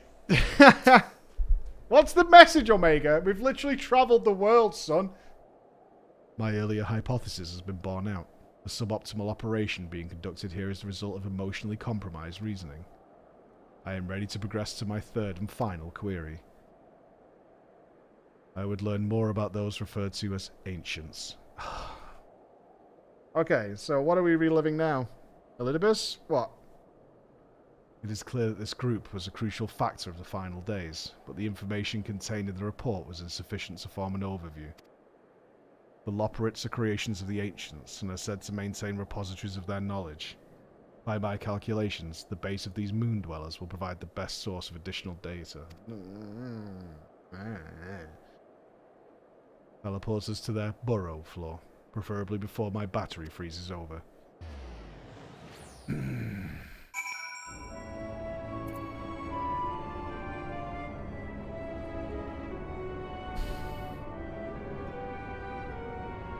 Tweeting away is dead and buried. Gone. Burnt. Taken from us.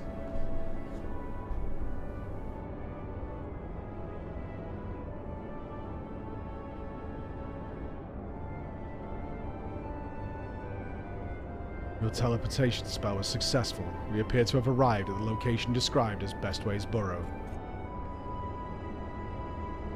An inspection of the technology in use here would give me detailed insight into the ancients and their civilization. This body, however, lacks my previous frame's advanced observational functionality. I will require external assistance. Oh no. No. Ah!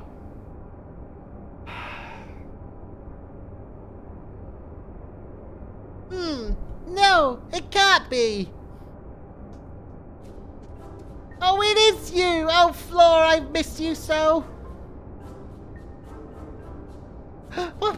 What's this you've brought with you?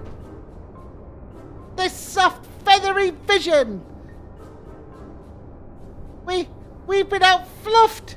Pack up the moon, it's all over.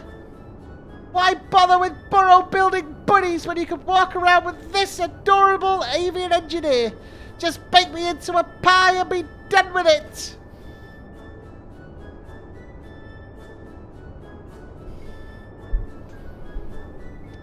Inspect our inventions? Wait, so you're not done with us? Ha! I wasn't truly worried, of course, and I certainly wasn't about to roll myself in dough and dive into Cooking Way's new oven. If a technical breakdown is what you need, then I'm your Loporrit. As the residential atmospheric regulation expert, I can field any question or query you might care to pose. Acceptable. I will employ this being to guide me around the facilities. Your presence is not mandatory. Even locked within my current chassis, I am still an autonomous construct that has endured hundreds of your life cycles. I am capable of completing this simple objective alone. Bye. Dinner? Dinner. Right? No. So we just catch up with them later on, right? Priester, thank you for the 56 ones. Happy afternoon to you. Objective complete. What happened to Growing Way? Where's Growing Way gone? Help.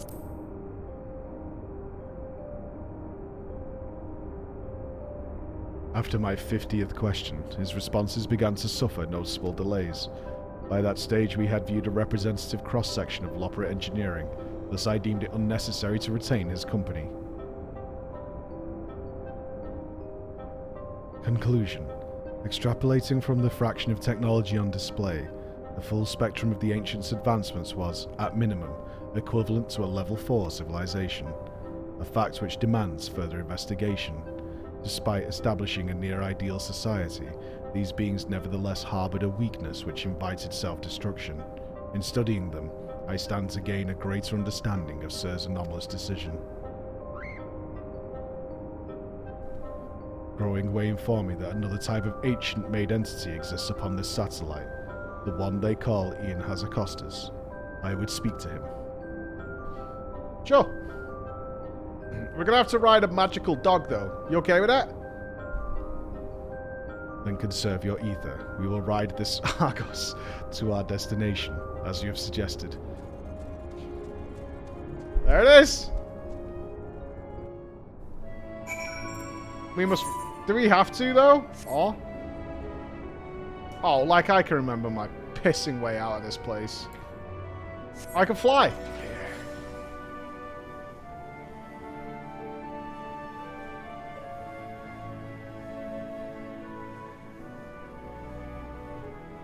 it's nice to... I like the idea of the AI trying to figure out why it doesn't get people. Like in a very simplified version of what's happening. It's like, I just don't get why you make the choices you make. You're illogical as fuck. Impotence detected.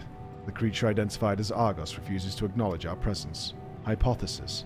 Upon our arrival, Growing Way expressed concern that he had been outfluffed.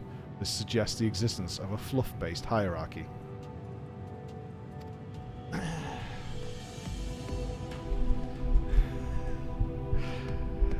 My station in such a system would be predictably low, but Argos is adamant in ignoring even Alpha. Its fluffiness level is impossible to gauge. Argos turns to you with an impassive gaze. It seems you will need to intervene. Just think of them as luggage. You're the fluffiest of them all, dear Argos. Praise King Fluffer. Oh, the old waggly tail. Argos gives an exasperated snort before motioning to his back. It seems you have permission to hop on. You have secured the creature's permission. Curious. You must have special standing in the fluffiness hierarchy. I have allowed myself to become distracted. Let us continue on to the Watcher at once.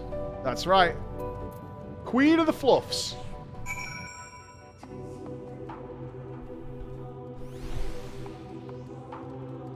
God, I love this track. This was a great zone track.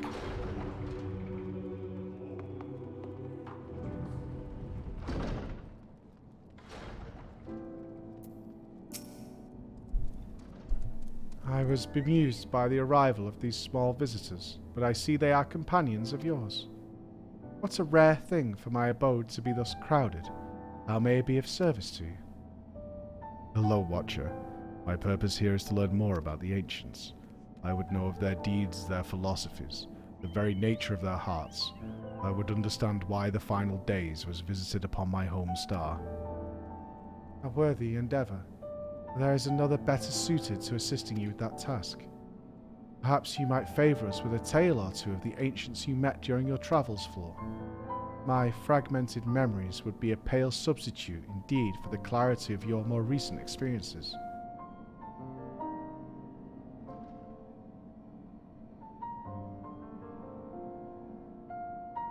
Yeah, could have just asked me. This cutscene must look ridiculous with Lalafels.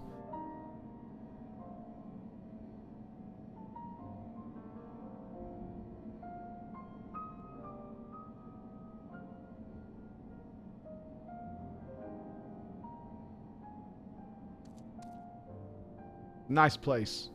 It must look so dumb with Lalafels. Right? It has to. All cutscenes are amazing with Lalas. Pass. Yes, I can envision every detail. Your meeting with Vanar and Emet-Selk and Hythlodaeus, the sorrow and determination of Hermes.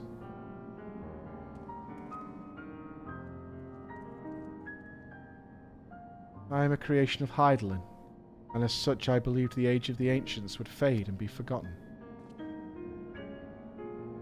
Yet knowing that their memory lives so vividly within you, it brings me great joy. I pray you keep them close to your heart. Uh-huh. At the time of your journey to the past, the one whose essence I embody would have been a scholar at Oneida. A shame. Had you reason to go there, perhaps you might have met. As a man of learning, he was firm friends with Vanar. They spent long hours trading theories or debating the laws of the universe. I remember joining her faction as the final days bore down upon us, yet of the events surrounding that tragedy I recall precious little.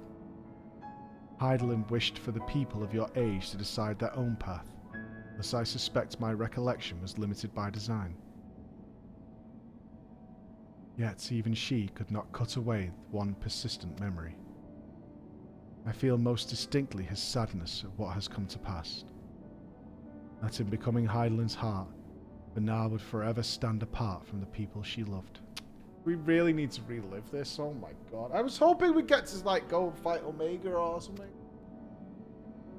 Now we're just doing like horrible memory lane. Like it's like This is your life. The horror version of all the bads. What about the celebrations, right? I was hoping for some sort of like he'd done a vision or an Ultron, he'd escaped into the internet superhighway or something. Nope. We must relive our horrible history. She was so resolved in her convictions. Then he, too, would share her sleepless vigil over the future yet to unfold. This was the vow he made to Vanar as her transformation took hold. His fervent wish must have reached her in some fashion. For though his life was drained away by the summoning, he was reborn with a new form and new purpose when I awoke as the Watcher of the Moon.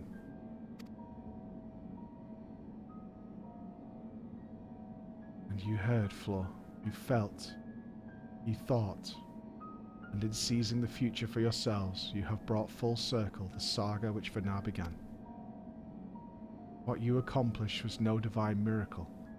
It was but the beacon of hope, passed down from one generation to the next.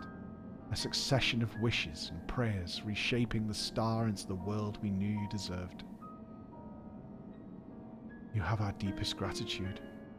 I thank you not only as myself, but as the man I once was, and on behalf of those who devoted themselves to Vanar's vision.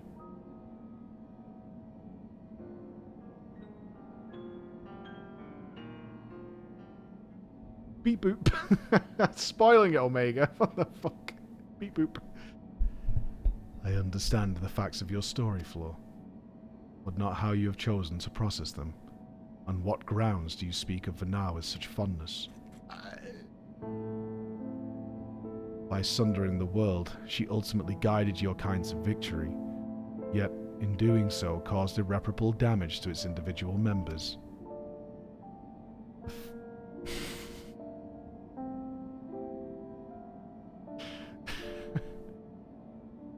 The full scale of the act is beyond calculation. It is evident, however, that it resulted in a protracted period of suboptimal existence for Emmett Selk and his brethren. Query: if the survival of your kind is the deciding factor in your evaluation, then should you not also admire Hermes in his decision to subject man to a trial, forcing you to change or perish, as was the fate of countless civilizations before you? From my perspective, his determination was similar to that of the Omnicron's ancestors, those who first began trading flesh for machine, so that our people might stand against the onslaught of aggression from other races. It was an unprecedented attempt, accompanied by much failure and sacrifice. Their early experiments were crude, primitive. Had they not made those first advances, however, we would have remained vulnerable to our environment. The violence would have utterly consumed us.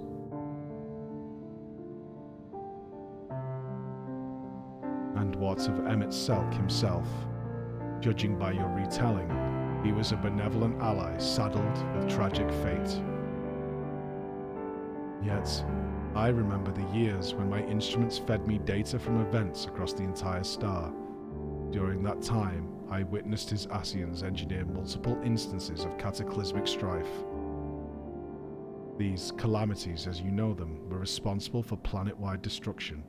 A man whose endgame relied upon the extinction of all modern mortals must, by definition, be your worst enemy.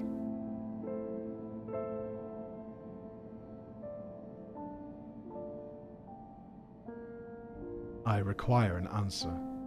As a being of heart and soul, how do you classify each of these pivotal figures? From your perspective, which of them was most justified in their actions?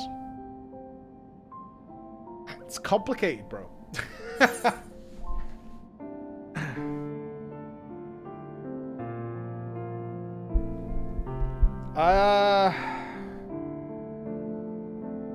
Yeah, they were all justified in their own way, dude. They all had their reasons.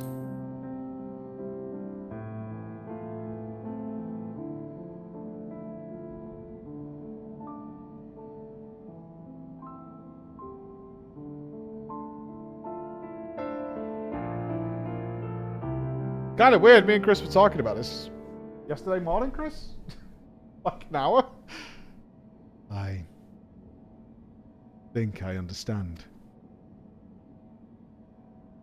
You seek a definitive answer, yet based on our experiences, Laura and I might develop very different opinions. In the same fashion, you are free to form your own thoughts on the matter. Do not be so swift to consider them without merit.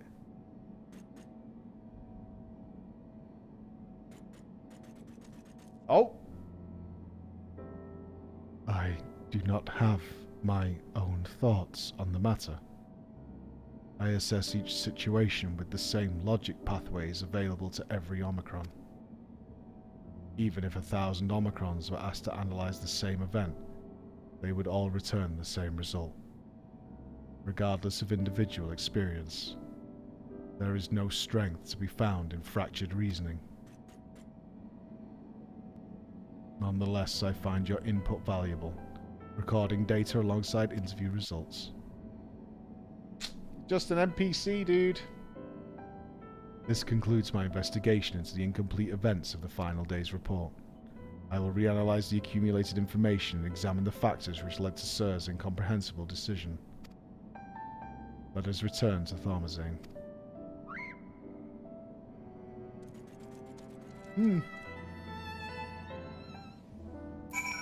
I think I was right, though, Omega. So, trust my opinion instead. That's how we'll do it. Just trust in mine. If you're struggling, I'm correct. No, I'm right. You're all incorrect.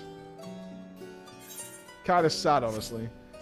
I wonder how philosophy majors will think about Endwalker. What do you do if you study philosophy?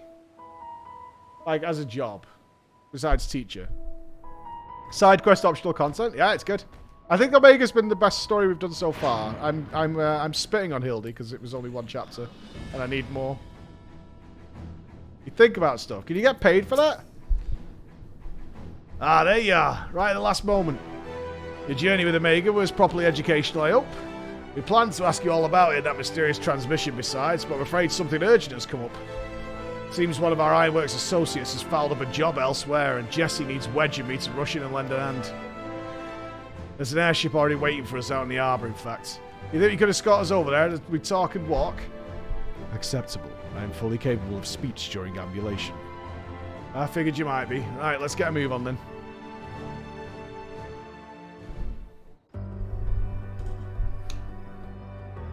There's a jam.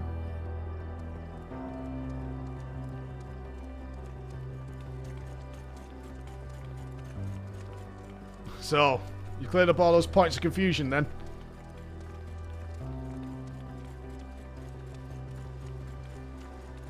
Rude. I had mistakenly classified your intangible heart as an ability of some kind.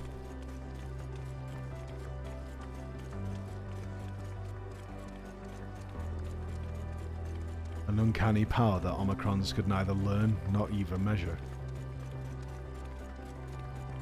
No, I thought no. No crying. No tears today.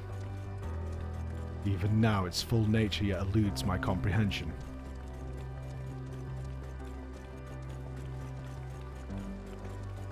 Based upon our investigations, however, I've decided to alter my definition.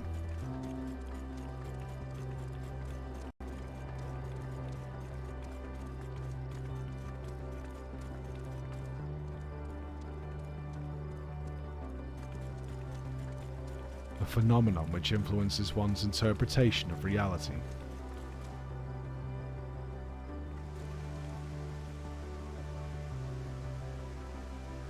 That is as close to an answer as I have found.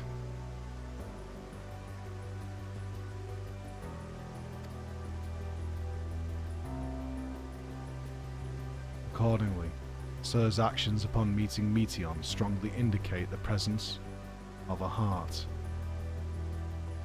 Alpha giving him the stink eye.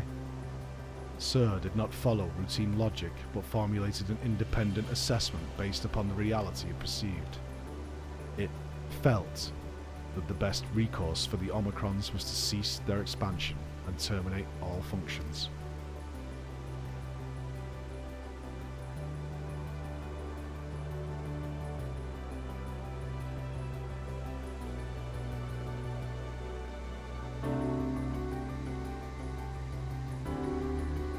Look to the stars.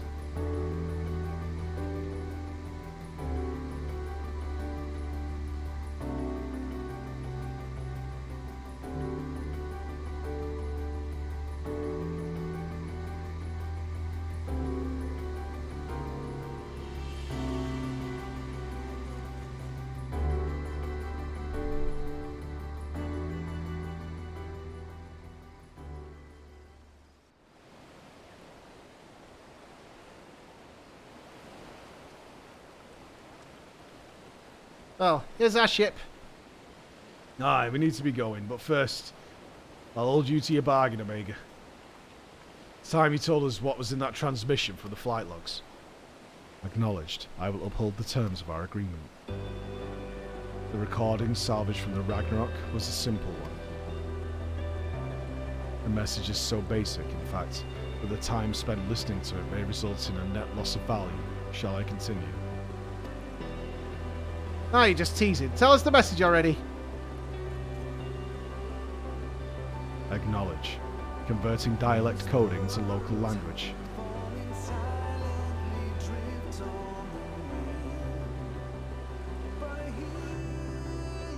Oh, come on. To whomever receives this message out there in the vast reaches of the cosmos. To someone, I hope, who looks up at the stars with the same wistful gaze as mine.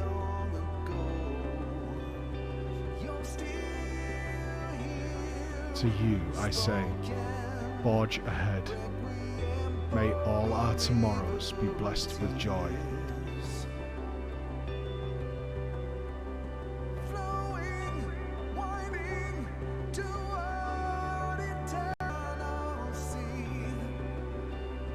That's lovely.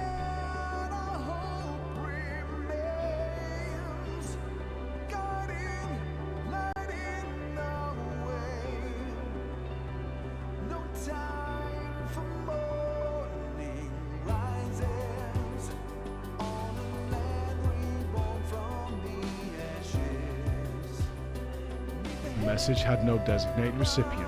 It lacks purpose. The concept of joy is overly abstract. The vocal supplication to manifest said joy is unrealistic in its optimism. Yet based upon their expressions, my assessment of the transmission's value conflicts with its apparent impact.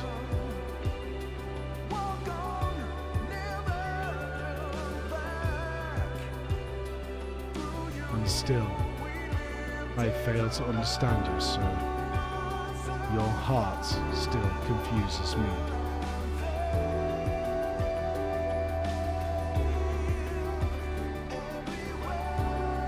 Was termination of everything the correct course? How did you arrive at this conclusion?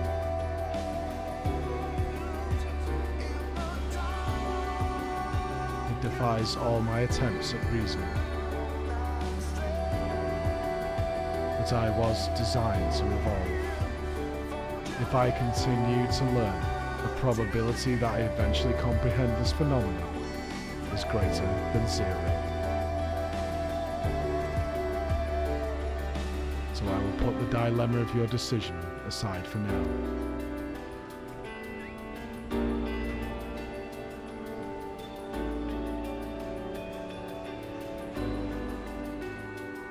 And continue my existence upon this distant star. As I dwell among these many life forms, so will I continue to piece together the complete shape of their mortal hearts.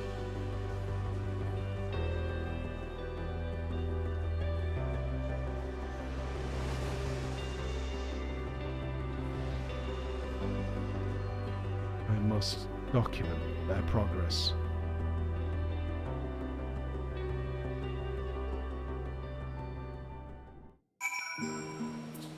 That was fantastic. That was absolutely fantastic. That was well good.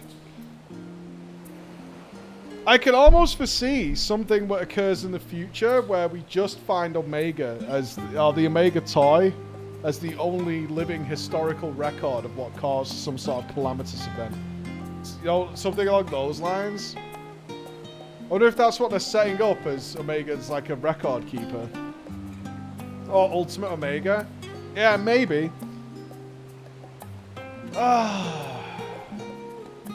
Was that Gigakawa? Was it? Have you read the Omega short story on the website? No. Let me turn this in first. Your contribution to my education is appreciated, Flo. Indeed, I have amassed a satisfying quantity of valuable data. Now that our negotiated business is complete, however, Alpha and I will return to traveling the world. Drawing on recent experience, I am confident we can expand the radius of our ventures by a significant margin. We need not limit ourselves to Eorzea. I am now familiar with Charlian and Radz-at-Han and would also like to revisit the freezing climb of Garlem. I neglected to instruct Biggs and Wedge to upgrade my climate shielding. I will reroute my request to Deputy President Jesse. Engaging ambulation and parting salutations. Farewell, Flo. Yeah, they'll show up in the new zones now. It was cool. I've only ever seen them out in the wild once, but it was awesome. Bye, Alpha. Quit.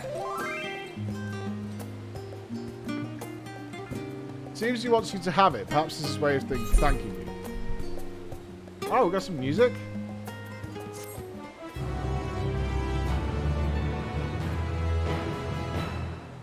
Swiftly, Alpha. The road is long and we have barely begun our journey.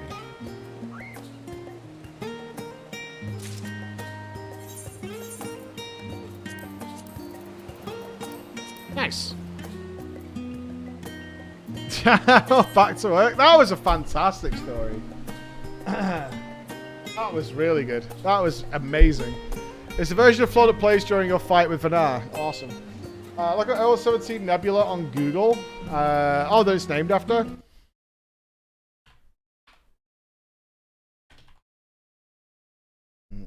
The Omega Nebula. The Omega Nebula, also known as the Swan Nebula, Checkmark Nebula, Lobster Nebula, and Horseshoe Nebula, cataloged as Messiah 17 or M17. Close. Woohoo! Anyone got a link to the website? We've done Past We Walk. Yeah, we did that. Have we got any people for a story time? Where can we even do story time at the